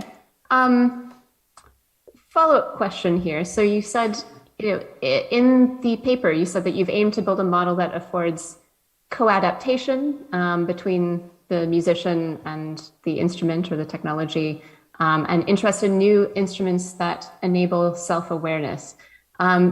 Did you feel like you actually achieved those goals in the project as you describe it in the thesis? Or is that, potentially future work? I think that part is some goal like proposed by Charlie. So we were reading this paper together. So actually we discussed a lot about this self-awareness and about the machine creativity, and I think he holds a quite positive attitude towards that, whereas I'm quite critical for that. For example, what I found that, for example, I realized that there are, for example, when we start to train a neural network, I realized there is some randomness. So sometimes I think it's really important to draw a distinction between randomness and the machine creativity. So sometimes we get some unexpected results. Maybe that comes from the randomness or initial randomness, not from something the machine generated. So I think that's my attitude towards that. And And also, of course, I will explore more that in future studies. Right. Last question about actually both Raveforce and air guitars has to do with machine learning. So in your thesis, you recognize that in both of these projects, machine learning is being used to accomplish something that you potentially could do with other techniques, right? You could use evolutionary algorithms in Raveforce. You could use a simpler approach in air guitar. By using machine learning, you're adding more complexity or you're adding some latency. And so my question for you is, do you still see a value in using deep learning for these kinds of tasks? And what do you think the future of machine learning looks like in this space? I think I will just take air guitar as an example because I think I've thought about these questions before, especially during the development of air guitar. For example, we can have some rule-based computer music system that just take the raw EMG signal, just converted that for audio synthesis. And also we can see from the statistic analysis in the paper that this EMG signals may have some relationship with the audio generated by the guitar. But actually, it's really hard to use rule-based approach to do that. So in that sense, I think machine learning, especially deep learning, is the only approach that we can create that kind of mapping. So I think considering that, I think it's worth the trade-off of timing. And I think probably the latency can be solved with some better hardware in the future. Mm-hmm. Yeah. Great, thank you. All right, let's move on. I want to talk about Quaver series and Glycol together.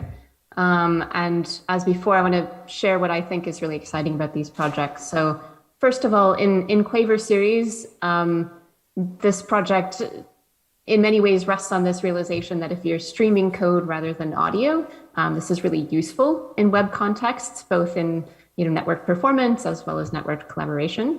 And you've done a really significant amount of work to build this, even though this wasn't the final work in your thesis. This was not a trivial project. And you've actually used this in performance. You've written about that a bit in your thesis, which I thought was really nice to read about and informative. And Glycol itself, this is even more work that you've had to do. You've had to build an entirely new audio engine. You've written it in Rust, which is a sort of ambitious and interesting and I think informative choice of language. You've had to solve some real challenges around real-time code updating. And I've played around with Glycol on the website. I have to say it sounds really good. And you've thought about some things, beyond just say the syntax of the language. You've got this in-console error reporting and help system, which is really, really nice. And when I was playing around with this myself, I did find it really helpful. And I wish everybody would do that when they make new music technology tools and languages. So starting out, same question as before. First of all, how did these projects influence the way you think about your own performance and or research work? What have you taken away from this? Well, I would say before I work on Quaver series and Glycol, I always tried other live coding languages or music making environments. And I think the main takeaway is that I think to have a unique syntax really accelerates the workflow of music making, especially my own music making. And in terms of the research work, I think it actually shaped my understanding in terms of many aspects, for example, the risk control, the low-level error handling, especially. So I feel that in order to have a better control of a music performance, sometimes we really need to go deeper to a lower level, and so that we can have a better performance. Yeah. Great, thanks. So it's really, among other things, you have a much better understanding of how the design of systems influences their usability, their implications for practice and practical use. Great, and again, it's clear from the work that you've done and the reflective way that you talk about your design decisions in the thesis that you've been thinking carefully about this, the whole way through.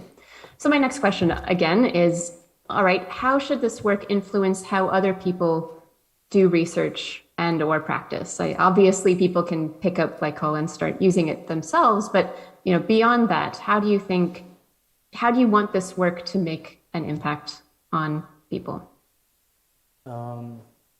Actually, I think the development of quiver series and the publication of quiver series happened before the pandemic, whereas the need for online collaboration and streaming was not so much. Still, I managed to build up a concept of controlling and how to manage the risk in live coding, and I think. And also, I did not have the time to present quiver series, but you can all find in my thesis for detail. I approach the quiver series and the Greco design from an instrument-inspired approach. And I would say I try to use a lot of knowledge from for example, the modular synthesizer connection and apply that to the development of programming language. So I think in other people's research or practice, they can really refer to that kind of idea and also follow my methodology in terms of the engineering. Yeah. Great, thanks. Let's see. So I want to talk about music a little bit again. So can you discuss and this could just be about glycol, for instance, since that's the most recent version, but can you discuss the musical affordances and limitations of these a little bit? What can you do most easily with this? What can't you do with these? Yeah, that's a very interesting question. For example, when I first start with quiver series, I think it's all loop-based music. And then after some time, when the loop-based system is stable, I started to add some more experimental sound synthesis approach, and I think the Greco is probably a better example because when I published in GitHub, there are a lot of feedbacks as issues, and there are a lot of requirements for different music styles. And I think if we try Greco, I think it still encourages you to make loop-based music. And actually, when I take that to some workshop or, for example, to some people without any programming background, sometimes I made the tutorial with the Hello World, the Cyan 440 example, as the first example in the tutorial. But when I take that to people without any background on programming, I realized I have to start with loop-based music. And it makes more sense to them. I have to introduce the sequencer syntax. And during developing this tool environment, I sometimes also make some requirement for myself. For example, algorithm events, most of them are just techno music, and some of them are just experimental music. So in one of my previous performance, I tried to make some drum and bass. And I realized that, for example, the limitation of the Greco is that the sequencer syntax is cannot afford enough complexity for the percussive part in the drum and bass. So then I add a new mechanism so that you can drag and drop some music loops, just drag and drop from your folder to the browser, so that you can just loop using that audio loop. So I think that's how I gradually develop this language and try to find the limitation and affordance. Yeah. Great, thank you. So you've already answered some of my second question as well about, I was very curious how, the fact that you are a performer and we're using these tools alongside developing, how that, influenced the design. So you've already given us a great example about that. Is there anything else you want to add? Yeah, actually, for example, the sequencer syntax, if you find in the paper, I think that's a unique idea. Like I want to divide one bar based on the number of spaces, and then further divided that part. So you can see this is just a 2-layer of division. But I still, like many, also find it quite limited in terms of sequencer expression compared with, especially with tidal cycles. So actually, in one of my recent work, I tried to combine tidal and Greco together. So it's already on my GitHub. So that's something I want to add. Yeah. Exciting, good. And my last questions on these projects are, again, revisiting these ideas of collaboration and interaction. So first question is, can you just describe the human-human collaborations afforded by these tools? And specifically, there's a hypothesis that you have in your thesis, so it's sort of a question about, are some music programming languages more suitable for online collaboration than others? And I suspect you have an answer or an opinion on this, and I'm curious if you could tell us what it is. I think actually in the trial lecture, as I mentioned, I think the language design is actually more than the syntax. But I think actually what I found is that the interaction here of the language, for example, whether you allow the user to run the code to make a change instantly can make a significantly difference. And also in designing the environment of the programming language, I think it will also influence the online collaboration. And for example, if we use Super Collider, I think the code will be interpreted as OSC message and sent to the Super Collider audio engine. But in Greco, everything happens just in one place, so that actually we need to find some tweaking with the online, with the web environment, so that we can collaborate without making any mistake. For example, as I said, in Greco we have what you see is what you get paradigm. So one thing that is very interesting is that if two live coders collaborate together, maybe one of them just write the code, and while the other want to execute the code. And this, what you see is what you get approach may make it very challenging. So in that sense, I would say, well, the Greco is not good for online collaboration, but I designed a new mechanism to solve that problem. But it also brings more questions. For example, what if there are many people want to collaborate, and should we really wait everyone to be ready and run the code? Then maybe it becomes a shortcoming again for Greco. Mm-hmm. So I think that's my thought on how language influences online collaboration. Great.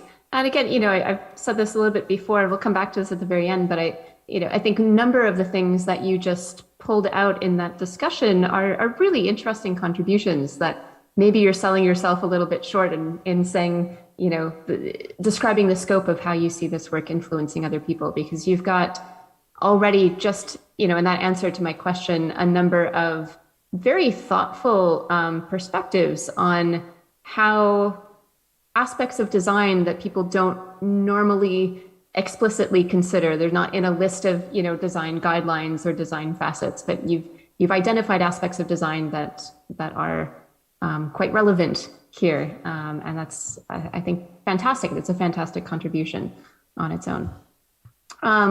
So next question is, do these tools actually afford human-computer collaboration, distinct from human-computer interaction? And how, if so, how is this different from interaction the way that it's used more commonly?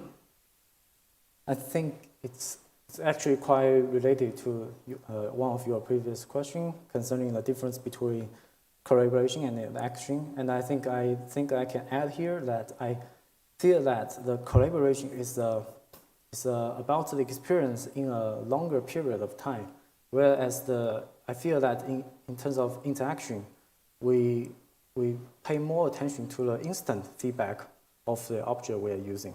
So we give some action to the computer, and we expect some kind of feedback from the computer and form this kind of loop. And in terms of how Quiver series and Greco contribute to collaboration, I think maybe the example I provided in the morning about how we can use low-level kind of randomness to generate some unexpected result. I think that's something if we try that in a live performance, then we will get some surprise and we may feel it's more collaboration rather than interaction. And also, I'm also working on a mechanism that we can record each action. So since I developed a Quiver series and Greco, so I can get the data entering to the engine. So I can record the time of each keyboard input, and I can record that and save it in a JSON file, for example, and they play it back.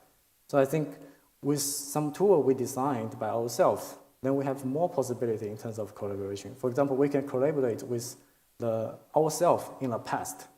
Mm. Yeah, that's my idea. Interesting. Oh, I look forward to seeing that. All right. So the last few questions I have for you kind of bring it up to a higher level. First of all, I just had a few questions about your approach to research. First of all, can you tell us what it's meant for your thesis to be practice-led? I'm sorry. Oops, there we go. So you said in the thesis that it's practice-led. What does this mean for you? I think actually, I think I changed that to practice-based, I guess. Okay, so practice-based, what does it mean? I think developing these tools is one thing, whereas taking that into a practical music performance is another thing. For example, I still recall the first performance I had. I used Quiver series there, and during halfway the network broke down. So I think it really gave me a big lesson in terms of the risk of a browser-based environment. So actually, there are a lot of examples we can find from the practice. So if I just simply write the software and publish it, and I think the knowledge generated by development can be quite limited. Whereas if we put that into music practice, to some real-world performance, then we can get more knowledge from it. Yeah. All right, thank you. You've answered a bit of this question, so I'm going to move on to the third question here. So I noticed that you didn't write about your own creative practice really at all in any of the papers that you've published. But there is, I think, quite a lot of interesting bits in the thesis where you do talk a bit about your practice. For instance, you talked about one experience where you had audience members actually trying to type in code and they were making mistakes, and it sort of turned your performance into a tutorial. And you likened this to a grand piano in which the audience inserts objects while you're performing. And I thought this was really interesting. But again, this was completely outside the scope of your published papers. So can you tell us a little bit about how you approach this challenge of trying to fit, the fact that you were doing this in a practice-based approach, but yet writing in sort of a conventional, maybe more science and engineering paper format and thesis structure? Can you talk about that? And I think the main challenging is to balance the time I invest into the engineering work and the reflection part after the work. And I think I would say my supervisor, Alexander, helped me a lot, and as he always said that writing a lot of code will not give you a PhD. So I think by writing some code, I will always think of some, for example, knowledge from NIME community, read some papers, and try to link the knowledge with the code design. And sometimes when I try something new, I really want to find some theoretical support from previous literatures. I think that's really helpful. Yeah, and I think you've done that very well. So again, congratulations on your success in publishing those papers.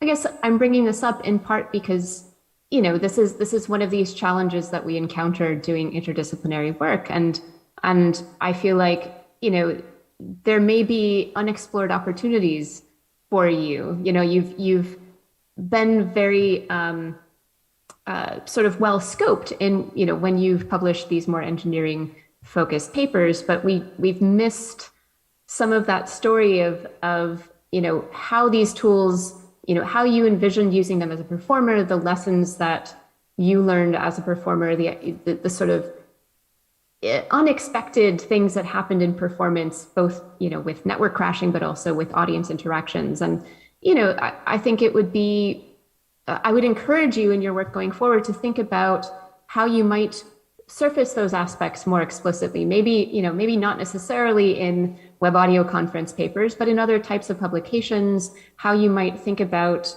if you go into academia and you have your own PhD students, how you might encourage them to really, more explicitly grapple with aspects of their own practice and their identity as practitioners when, bringing their whole selves to do a project that might be technical, but yet nevertheless is really informed by musical and experiential and aesthetic considerations. So I think, again, that's something that I would just encourage you to think about as you go forward in your career. Thank you for this Next thing I want to talk about here comes back to collaboration, interaction, and affordances. And we've talked about this a bit, but I'm curious about your overall vision, right? If you were to give your thesis to somebody else, maybe a new PhD student in music technology, how do you want your work to change how somebody thinks about collaboration or interaction or affordances in music technology? I think I will, for example, when I show this work to others, probably I will always highlight the work I've done with Qichao. And I think from past experience in workshop or some preliminary user studies, I think they are all quite surprised with the experience, like similar to the Google Doc, etc. And I think maybe I will also add that sometimes it's not just about language design. Maybe the interface design, especially the detail, can also matter a lot in that sense. For example, I remember that in Qichao, there's a way for you to find some reference during performance, just with a keyboard shortcut. And these details makes the whole experience more complete, I would say. I think that's something I would like to highlight in terms of the affordance. Yeah. Okay, so you feel like there are a number of approaches to design embodied in quite specific design decisions and reinforced to you over your own practice as well as work with other people that you can say, hey, if you want to build a usable, useful system, here's stuff that you should be thinking about. Is that a fair characterization? Yes. Okay, and I think that you're absolutely, can and should accomplish that. You've done work with a lot of those kinds of insights that should be interesting and useful to people. I raised a question at the beginning of our conversation about, collaboration versus interaction, and my question was about whether, given that you are thinking of collaboration in a rather unique way, and something that hasn't been focused on in quite the scope that you're employing in your thesis, do you want to make an impact on how people think about collaboration? Do you want, the next generation of PhD students in NIME, for instance, to say, well, my system is not just interaction, it's collaboration. And, by this, I'm going to use a definition similar to Qichao's. Is that something that you have ambition for, or is that outside the scope of what you're really interested in? Maybe part of it, I would say. And I feel that, for example, I think my work, although it covers both some kind of embodied interaction and it also covers some live coding, but I think it's just a small portion of the collaboration. I think in my research, what I really want to extract from my studies that we can find some key elements in analyzing the collaboration, such as timing and how collaboration will increase the risk in live performance. And I think, for example, in the future, I would say, and you can find that what my research is, are quite limited to software aspect. And I think probably in the future I will explore more on the hardware aspect. For example, I have already succeeded to run Greco in Bella board. So I think that's something I will do in the future in terms of collaboration. Yeah. Great. And again, I think there's a lot more room here to go deep if this is something that interests you. And I want to finish up with just one last question. And I've made a few notes as you've talked about your contributions in previous chapters. But maybe if you could sum up for us, what do you believe are the most important ways that your entire thesis, if somebody were to download it because it's going to be online, how should this influence other people, whether that's researchers or musicians or anybody else? What do what's most important for other people to take away from this? I think during my research, actually, I've published the first 4 papers before my midway assessment. So actually, with just 1 year left to start development of Greco can be quite risky. And so I was very worried if I can finish in time, but I think it's really important to try more and try to understand the technology more, I guess. And especially in today's work, I would say nobody can say that we understand every aspect of the technology, but we should try our best and try to know more about the instruments in computer music systems so that we can have a better control of the music performance and artistic expression. I think that's the most important thing. All right. And I'm curious if you could go even a little bit more concretely. What do you think, somebody should do differently in their own practice after reading your work? How might they think differently? How might they make differently or play music differently? Actually, I've found a lot of work. I always read a lot of papers, and I think what I expect to see more actually from others, I would say, it's to dig deeper into the lower level of programming. I think that's my main takeaway. Yeah. I really like that. And I think that, that comes through in many ways in your thesis. It links back to some of the things you talked about in your trial lecture this morning. And you made some great points about, it's not just about the syntax of the language, it's about, the peripheral aspects, including things like help or, how things are executed, but it's also, dependent on the lower level infrastructure. So I think that's a really strong,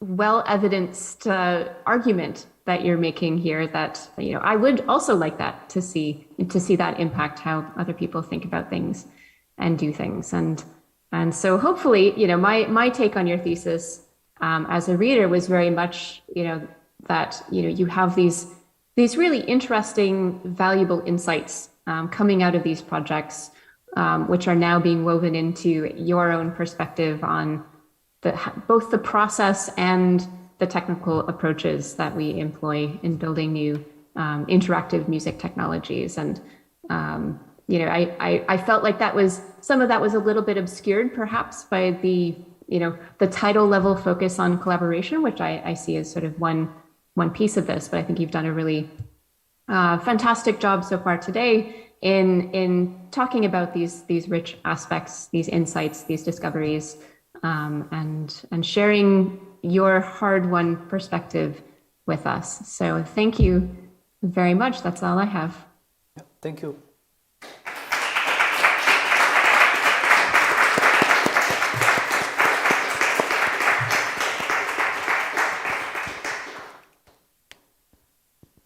I would like to thank the first opponent, Professor Fiebrink, and the candidate for creating such a lively and engaging dialogue. And also thank you very much for keeping to the 1 hour frame. That was right on spot. Thank you very much. We'll take a 15-minute break and the proceedings will continue at 14:15. If there's anyone who wishes to speak as an opponent ex auditorio, please let me know in this break. And have a great break. Thank you.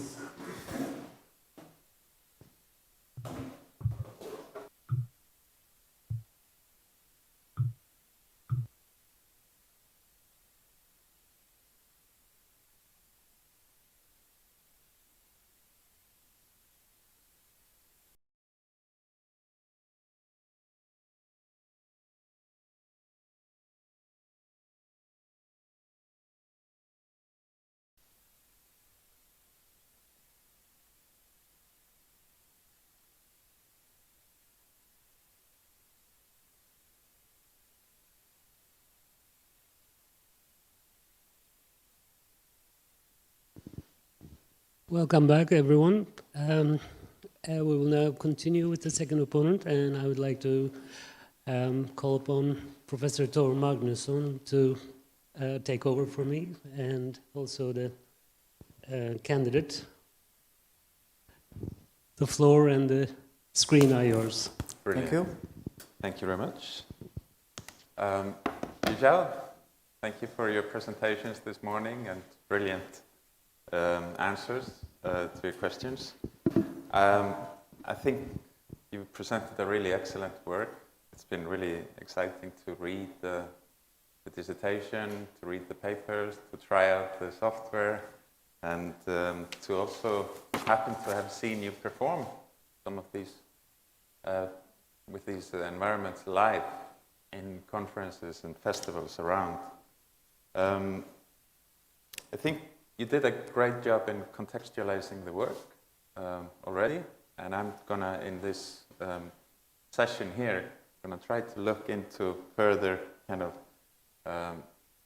deeper into your thinking and the context and the contribution of that work. I think Rebecca did a fantastic job in asking quite piercing questions into some focus, and I have fewer questions. I only have 7 questions, but I want to kind of open them up a little bit and have a little dialogue around them. But first I want to look a little bit about the work. I think your work is an investigation into collaboration in new music technologies. The focus is on collaboration between humans and machines via the instruments of live coding systems. So live coding is kind of the technology or the instrument that you're looking into this kind of collaboration. So these ideas and these questions, this kind of discussion you had earlier with Rebecca about the collaboration, I think is quite important and something that you might look into in future work. But it's practice-based through 4 projects. You have Raidforce, Air Guitar, Quaver Series, and Glycol that you presented. And they are all systems that explore novel ways of collaboration in a new technological context. And the beauty here is, of course, to be practice-based. You know, you're not, as you said in one of your answers, you're not just thinking about how code would work. You're not just programming and releasing software, but you're also on stage performing with the software. So giving you, therefore, kind of feeling for where your own technologies are breaking or how to improve them, how to make them more understandable to the audience, and so on. So this is kind of recommendable practice to actually do and use the things that you're making. You have done really well in that respect, I think. Considering, of course, also COVID, that has been quite a bummer for us musicians, you know, but I think you've done well there. So the work contributes new technical systems and theoretical insights into the field of live coding, without a doubt. Music, human-computer interaction, and applied machine learning. You're kind of applying machine learning in new contexts, allowing for new things to be kind of experienced. I wanted to give a little background to live coding.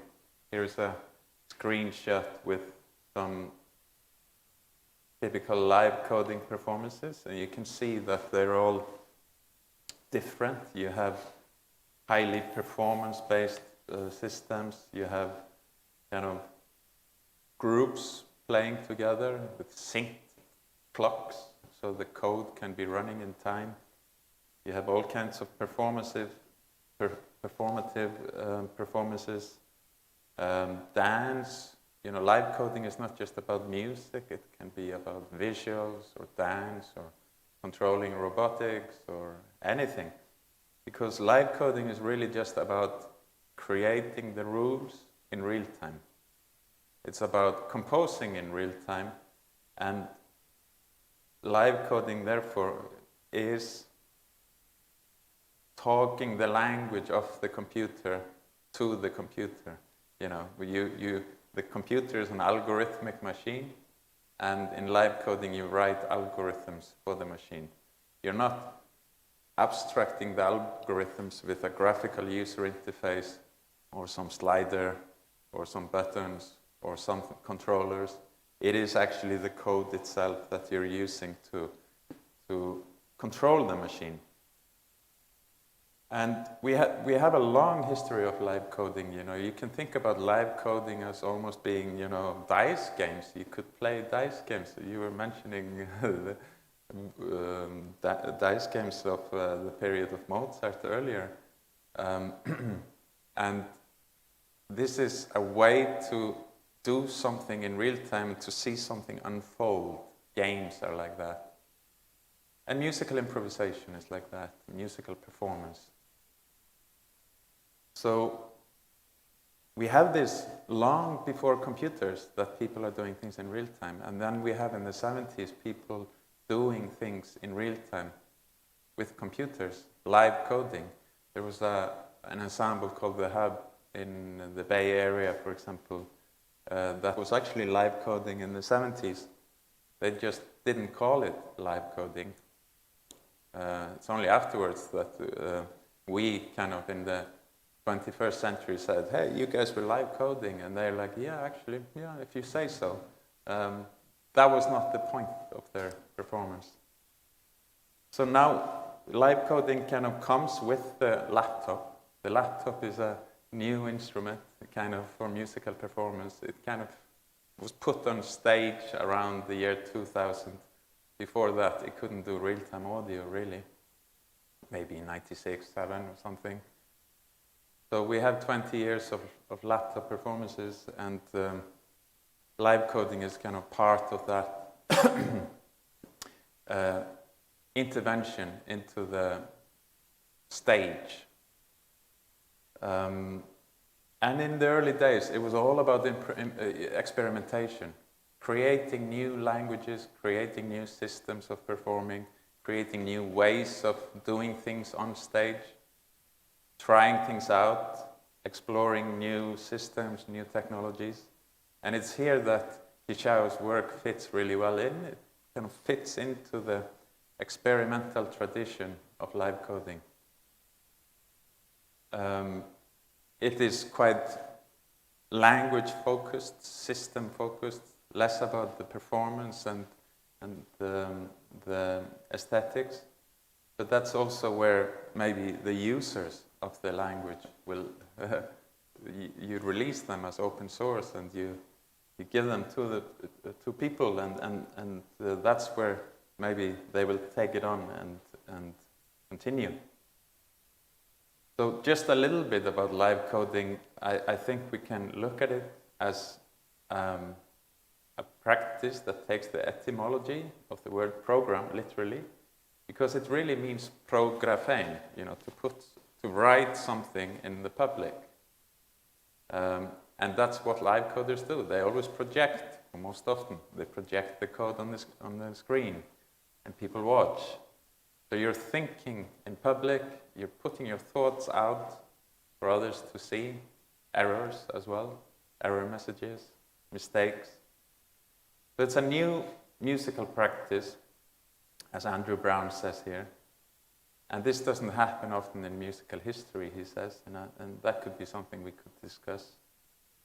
But it's public reasoning, it's to think out aloud with people and machines, it's to share your thought processes with the audience, and in a language that maybe is a little bit incomprehensible to non-programmers. But that's also what live coding designers, language designers try to do, is to abstract it at a level where even the non-programmer is able to understand the notation and connect what is written to the sound. A bit like if a non-musician is reading a musical score and following the music. It's kind of intuitive what this up and down blobs on the score means. So it's a creative activity, live coding. It's not programming, it's not computer engineering, it's just like picking up a ukulele and playing it, you know. It's something that is fun, it should be seen as fun and entertaining. It's also a critical and political activity, experimenting with the paradoxes of industrial military powers, rejecting technological prescriptions, taking control of your own music, and not just subscribe to the musical kind of agenda of some companies. And of course, this can be seen then in the age of closed consumer apps, where live coding offers people freedom, ownership, and control of their own music and systems. So I am looking at this in the context from my own work. I published a book called Sonic Writing, Technologies of Material, Symbolic, and Signal Inscriptions, where I see musical instruments as material inscriptions of music. We are kind of inscribing music theory into the systems that we make. And that applies to a piano, or a harp, or a xylophone, or any of these. We're kind of putting our music theories into the materials. We do the same thing with music, with symbolic systems like notation, or some algorithmic systems, and live coding systems. They are symbolic systems for music. So in the symbolic, there's a lot of theory, there's a lot of music already inscribed into the system. And then we have, for the last maybe 100 years or more, had signal inscriptions of music, you know, with the invention of phonography. And now, as we see in Qichao's work, the signal is there. He's taking the signal into the system, machine listening to the system, and of course synthesizing as well. So there's a kind of this feedback loop of signal going into the system and out. So this is about inscribing music into technology, and that's really where some of Rebecca's questions were about, you know, where is the music in the system? Where does it all happen? So now I want to focus on, after this kind of background and kind of explaining where I'm coming from with this idea that music technologies are systems to think with. I'm just going to have a little bit of water.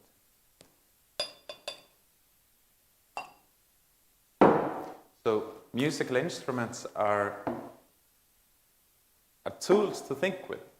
Musical systems are tools to think with. Music theory is an instrument or a tool to think with.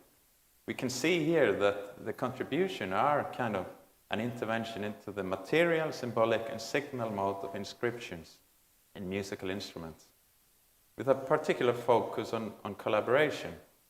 And now we have heard Qichao's explanation and description of these projects. I don't need to go any deeper into it, but these have certainly been kind of unique approaches to this idea. To this idea of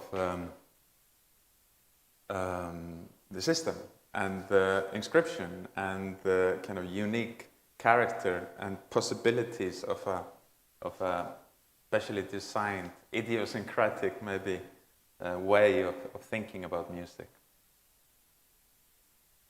So the outputs that we've seen and we've heard talked about today, it's a practice-based research project.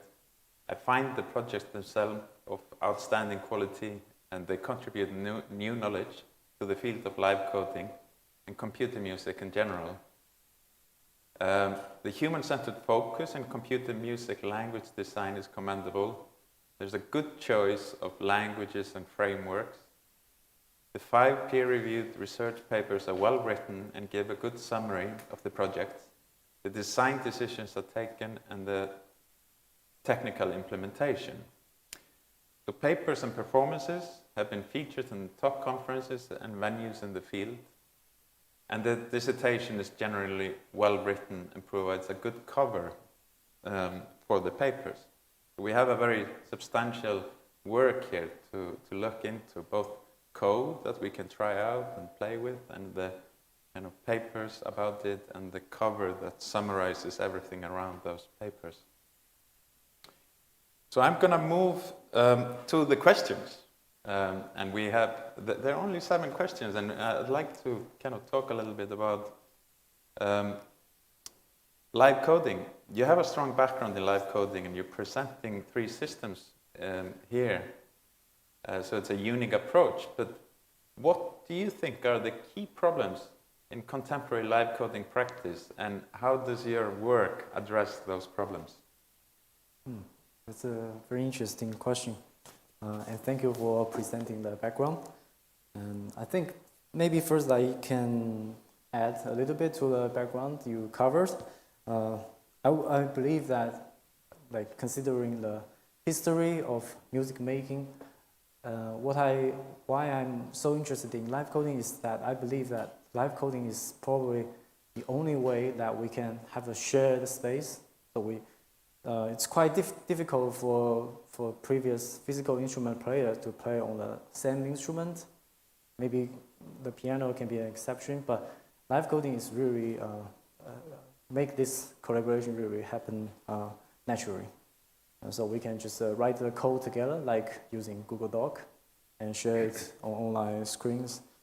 And going back to the question you posed, I think actually in designing the language and of course making the environment, I think it's really necessary for me to try different languages.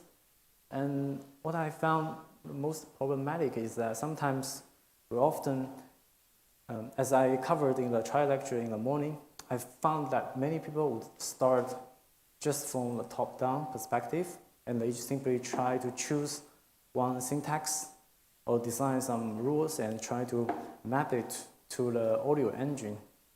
But I mentioned that in this morning that we should also notice that from the bottom up, from the audio engineering perspective, the low-level structure will have a very deep influence on the language design, and then which will further impact on the music practice.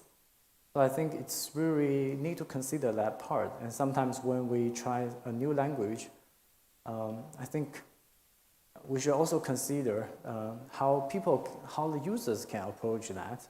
It's not just I think it's more philosophical debate here, because sometimes we need to make the choice and we need to ask the question: do I design the language for myself or for others? That's I think probably the primary question I would see in the live coding community. Yeah, I particularly like your idea of bottom-up approach. Think about the audio engine and how that can influence our way of thinking, as opposed to just having a top-down kind of approach to coming from your own musical ideology, maybe. Thank you. So, I was thinking about embodiment when I read your dissertation, and you talk about it here and there in your dissertation. The air guitar project addresses the issues of embodiment, and in co-authored articles. Then you say these 2 sentences that I pick out here from your thesis. Embodied instruments felt more horizontal, while live coding instruments felt more vertical. And also, there's a sentence: I would argue that live coding is an example of quite a unique body-instrument relationship. Yet, I don't get the answer from your dissertation if you think live coding is an embodied practice, what characterizes live coding in terms of the notion of embodied knowledge? How does time or real time come into this equation? Maybe can you deepen and enlighten us with your thinking of live coding as or not an embodied practice? Well, that's a very good question, I think.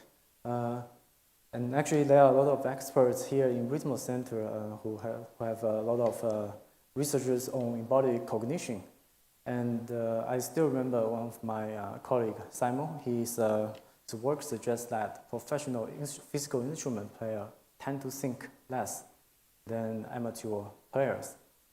But when we do live coding, that's why I say embodied instrument felt more horizontal. That's in terms of the timing. And for example, in live coding, we tend to sit there and think a lot. And I would say still, for example, I still recall Wilson's some 6 important principles on embodied cognition. He suggests that embodied cognition should be time pressured.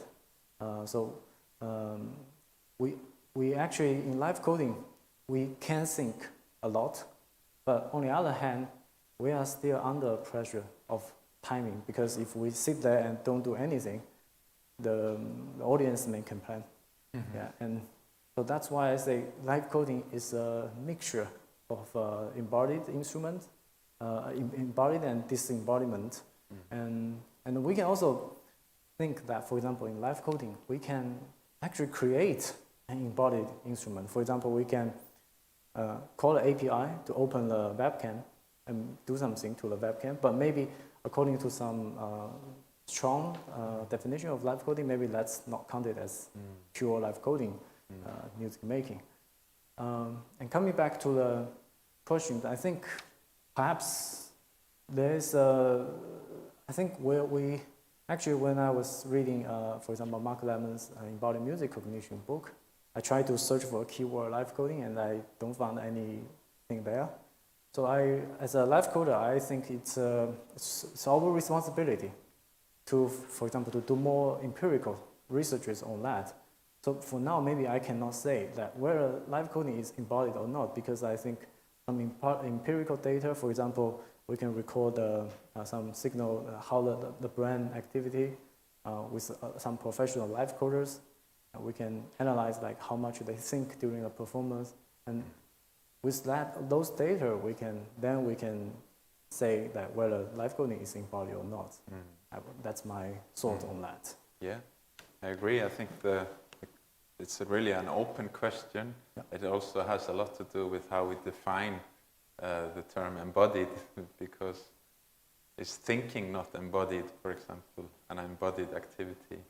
And we could look at the keyboard as an kind of unnecessary interface between our thoughts and code, or between our thoughts and the sound, you know. So where is the boundary of embodiment here? And I think you have an excellent kind of platform here to explore these questions, and I hope you will continue to look into them. The question of agency came up because I saw, it kind of popped up into my mind when I was reading about your Rayforce work. But of course here you're talking about the reinforcement learning agents. But then in the guitar work you also apply the word agents, but here about human agents. And I'm thinking about the kind of idea of collaboration. You talk about collaboration between humans and machines, but can you deliberate further on the notion of agents in your systems? How would you define agency? What might be different between human and machine agency as found in your work? I guess here maybe the word agent is more, I use it more as a technical term in reinforcement learning, which basically we train a machine to do some task for us. And I think, but speaking of the agency in a broader sense, I think maybe we can link that with, for example, affordance of a system. and we can think more about the music making aspect. And as I said in the presentation in 2 hours ago, I guess, I think I found that it's, I think this framework is quite limited in terms of the music possibilities there. So, and we can also link the back to the machine agency, perhaps. And you will realize that, you can see that, like, for example, when we train an agent from reinforcement learning, we need to give it a target sound. And we need to define the synthesizer architecture. So I think it's really limiting the agency of a machine here. And that's some of my reflection on this question. But would you say that you have a collaboration with this agent? You know, is it just an algorithm, or is it really an agent? Is the term agent from reinforcement learning, which is a technical term, of course, but can we see it in the context and perspective of collaboration as you apply as your thesis and your research is about collaboration? Yes, I think in the morning I gave an example, like when we try to ask the agent to imitate a kick drum synthesis. And actually during my experiment in training a neural network, there's often a technical term called local optimum. So the agent just stacked at one place, and the agent believes that this is the best it can offer. And sometimes, but I think in machine learning, in common machine learning, I think that will be viewed as a mistake. But in music, we can sometimes find it quite creative. For example, in live coding, if we can have a live agent that can generate something like that, we may feel quite surprised. And I think probably in the future work, I can give more examples. For example, if the agent can be able to explore different synthesis architectures, then we can use that different architecture and be creative on the human side.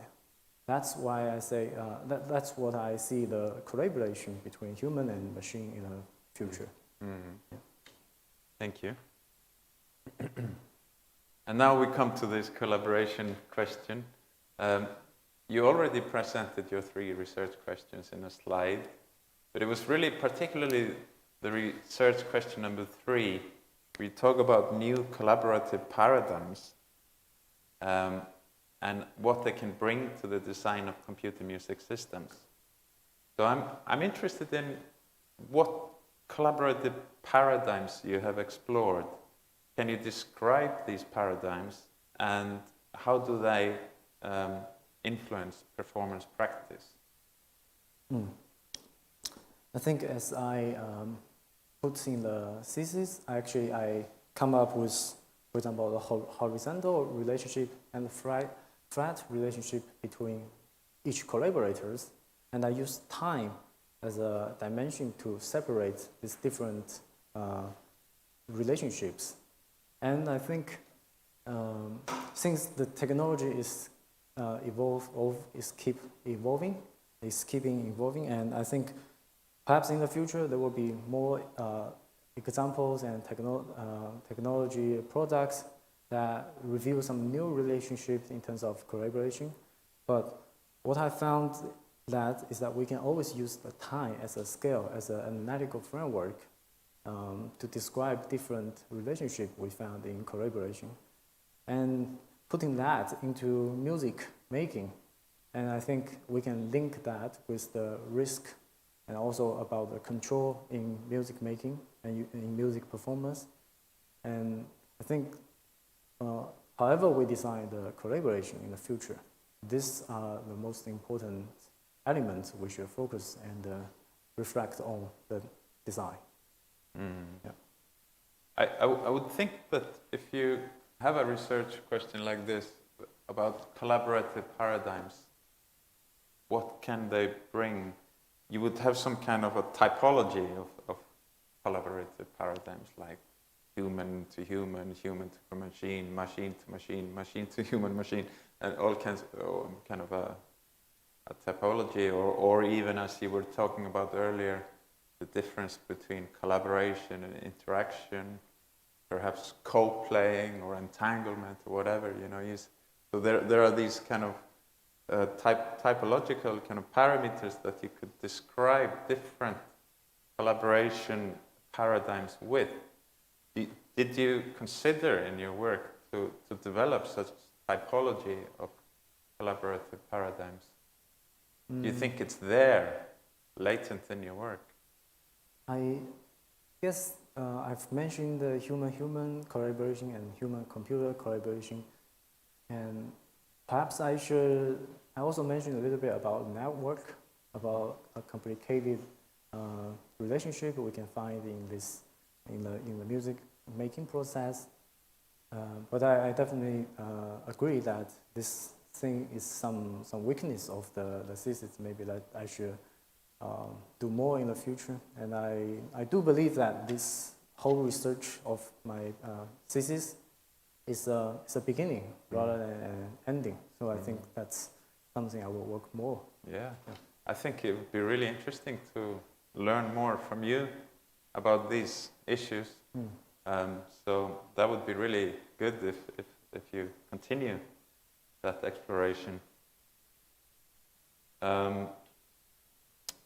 Question 5 is regarding user studies. Of course, as programming language designers, live coding language designers, we create systems and we create them for ourselves as users, but we also give it to other users. And you describe 3 live coding systems that all have their unique qualities. They represent a mindset of solving problems in live coding, bringing forth new solutions and approaches. So you focus on collaboration, but when I read your dissertation, it feels like a personal journey where you developed your systems in a solipsistic way, almost like a hermit in a cave, although you go down into the town and you perform for people. But can you explain your methodology, why you did not engage in more systematic user studies of your languages? Yeah, that's a very good question. I think actually in designing each of the projects, both my supervisor and I have thought about to have some kind of user study, but there are some practical reasons for example, the COVID lockdown. So actually, if you recall it, that I published the Quiver series paper before the pandemic, but then it came the lockdown, and we were actually hoping that maybe it will end soon, and then we can start some proper user study, but somehow it just go back and forth. That's some practical reason. And so actually, in that situation, I have to adapt myself into a more self music making practice, and try to. So I actually forced myself to be neutral. So at the beginning, I was I have a very strong bias, I would say, in terms of the music syntax design. For example, Quiver series, I just pick functional programming paradigm and use the double greater sign. So I did not discuss it with anyone else, and I did not ask anyone if this is a good practice. I just make the decision by myself. But then in critical, I realized that I would say the user study is often about the subject reflection on the system. And when we ask users to give opinion on our system, sometimes we will get some contradictory results. Some people just prefer it one way, and some people prefer it in another way. For example, I still recall in a summer workshop, some people say they prefer object-oriented programming, while others said functional programming is the best, we should choose. But I realized maybe we can find some objective starting point. For example, we think of human. We as humans, we write this code in a live session. There are some inheritance like limitation from our human body. And actually, I'm linking back to the embodied part. For example, we type, like the typing speed is a limitation of humans. So we really want to type faster. But how can we improve the design to achieve that goal? Maybe we can make the syntax more readable, or maybe we can make it more concise. But as I mentioned in the morning, sometimes the more concise, it makes it even harder to type because we forget the rules. So I started to think from this objective standard and design the language and try to be neutral in terms of the music styles. That's my approach. Yeah, I start to think about Lakoff and Johnson's kind of ideas about embodied metaphors, how you could kind of enrich your language with metaphors that are embodied and understandable and easy for audience to understand, easy for us live coders to remember, and has some kind of meaning, significance to them. I still think that a live coding system needs user testing, and I think that would be a nice future direction for you to actually improve your language through feedback. And that can be informal feedback, it can be playing with colleagues in the lab, it can be suggestions through Google Forms or something, you know, but to have that dialogue with the users, I think is really important and something that I think would enrich the system. Yes. This is a question that I put in there, but I think you've answered some of it in Rebecca's session. But a musical instrument is a system of thought. It encapsulates theory. It's an object to think with, like I was talking about earlier.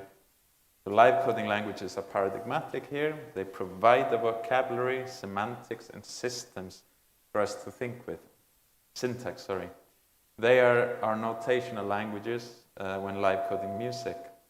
So can you reflect on how your live coding languages encourage certain musical practices and discourage other? To what degree do you find that you have inscribed music theory into your systems and aesthetics? And so in general, what are the musical implications of the work? Yes, that's something I've been thinking all the time in designing the systems. And actually we can, for example, in answering that question, I think it's very good to draw a comparison between Quiver series and Greco. For example, I see in Quiver series I use the functional programming paradigm, whereas each union or element is just a function, and we can chain all the functions. And what I found in practice is that even I myself, I sometimes forgot the type of that function because the function can only take some certain type of data. So, but in Greco, actually, I changed the approach. As you can recall it from the trial lecture this morning, all input and output of Greco is just signal. So actually, I would definitely say that Greco encouraged people to experiment with the raw digital audio directory. So actually, when I show Greco to some students, I actually encourage them to play an audio envelope to the deck, to the speaker. It doesn't make any sound because the frequency is too low, but with some visualizer, they can see how the envelope works in real time. So I think the signal aspect is what Greco encouraged people to do. And I think from, actually I got a lot of feedback actually from the internet, and some people would say that Greco is a combination of both loop-based sequencer, high-level sequencing, and also low-level signal. So in terms of which style of music is suggested, I would say it's really neutral in terms of that. But the Quiver series is actually more limited. It's more limited to high-level interaction, high-level event sequencing. Yeah. So, if I find a group of musicians playing the Hardanger fiddle somewhere in town, Norwegian folk music, you think I would fit well in with my glycal system? Does it fit well to that musical style, or is it does it have a particular style? I think like both the live coding and both the quiver series and Glycal are limited to maybe what I should call electroacoustic music. I mean, maybe not acousmatic music, but more electronic, like just the electronic music we know. Either it is experimental or it is more beat based. But I haven't tested with collaboration with some folk music players or guitar players, but I will. Free improv, maybe, could be fun. Yeah, but I'm not sure whether it is possible. Maybe play some drums. Yeah, actually, in the performance, first or second, I think it's the first performance I had in the Oslo World. I actually collaborated with my colleague Tejas Winnie and Charlie. Charlie uses his instrument he made with the Mayo sensor. So I collaborate with him and I do the live coding there. Actually, I did the same thing in the, no, actually, he did the same thing in the web audio conference and in collaborating with Stephen E, I guess. So I think live coding can fit with this kind of more experimental electronic music. Yeah. I guess this is what we've been trying to tease out a little bit today, you know, what kind of music does this make, and what is the musical implications of a live coding system like that? Live coding is not about genre or style, but it lends itself well to certain genres, or some systems lend themselves for certain musical styles and genres. There's the algorithm phenomenon and so on. So I think that could be an interesting area for you for future kind of research and progress within your system, is to really abstract out a little bit and look at your musical practice as a little subset of much larger musical practices, and try to connect to others and ask yourself, what is particular with mine? How can I reach out to something else? Could I do that music with my system? And try to kind of be self-conscious about your own musical practice through your own technology. I think that would be something that could be really interesting to see. But I have a final question, and that is about whether you had fun. Because your research path is really exciting. You have theoretical writings, musical performances, workshops, engagement with people. You're working in this fantastic Ritmo lab or institution here. So how has your time been? I'd like to know. And what would you have done differently if you were starting today? Did you have fun? Should research be fun? And finally, what are your future plans in terms of research plan or path? Oh, that's a very interesting question.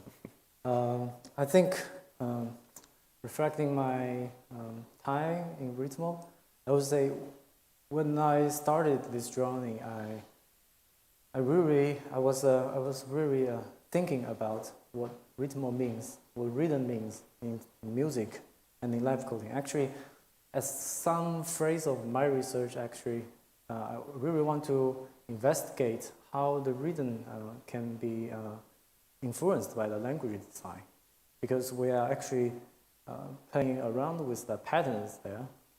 And actually, it was also in Ritmo that I could have the access to the advanced motion capture system, so we can have this air guitar experiment. And actually, in designing the live coding system, there were a lot of new ideas popping into my mind. For example, whether I should collaborate with researchers from psychology. And that's Ritmo. What Ritmo is an essential part of Ritmo.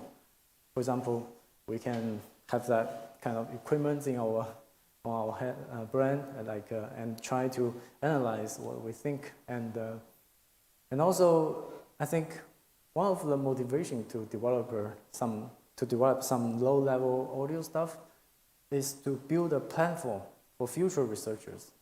So when thinking about, like, if we want to have some statistical analysis in live coding, we really need an integrated system that we can record, for example, when we input each key on the keyboard, and when do we run the code, and we can really make some empirical research on that. And that's also inspired by many of the researchers here in Ritmo. So I think to work with them is really inspiring, and it's really interesting experience for me. Yeah. And what might come next? What do you want to do? I think I'm really inspired by the Alan Kay's famous saying that someone, I forgot the exact quotation, but he says that someone who is serious on software should develop the hardware. So I think I should focus on the hardware in the future and bring Greek code to even lower level. And also I think music education and democratization, that's something I really care about. For example, I see that many users can just go to the website and learn and play music with this language.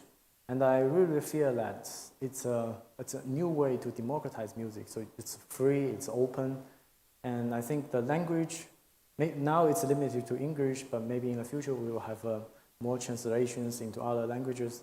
But I would say, and also like reflecting on the one of your previous question, I think I use the numbers a lot in the designing of Greek code. For example, the MIDI note and the frequency. I did not state that this is a MIDI, this is a frequency, but I believe that by tweaking those numbers, people can gain some intuitive understanding and mapping to music and learn music through the numbers, because everyone knows numbers. Right? So that's some of my future plan. Yeah. Very good. I think we're actually on time, maybe 2 minutes past actually. So I'm going to thank you very much for a brilliant session. You answered my questions very well, and I had a lot of fun during this dialogue between us.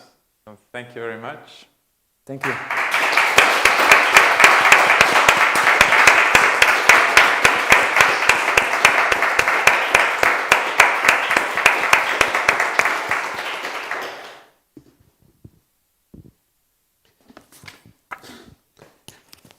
Thank you very much, Professor Magnusson and Qichao Lan for another very exciting and thoughtful dialogue. Thank you. I would like to ask. Should I go? I would like to ask whether there's anyone who wishes to speak as an opponent ex auditorio. Doesn't seem so. Then, on behalf of the Faculty of Humanities, I would like to thank the candidate and the opponents for having carried out this disputation in an extremely motivating and rewarding manner. The proceedings are over, and we will send a report to the university board, and I was asked to end today's disputation in Latin, disputatio per acta est. And there's going to be a reception in 15 minutes, 20 minutes. See you there. Thank you all very much for attending.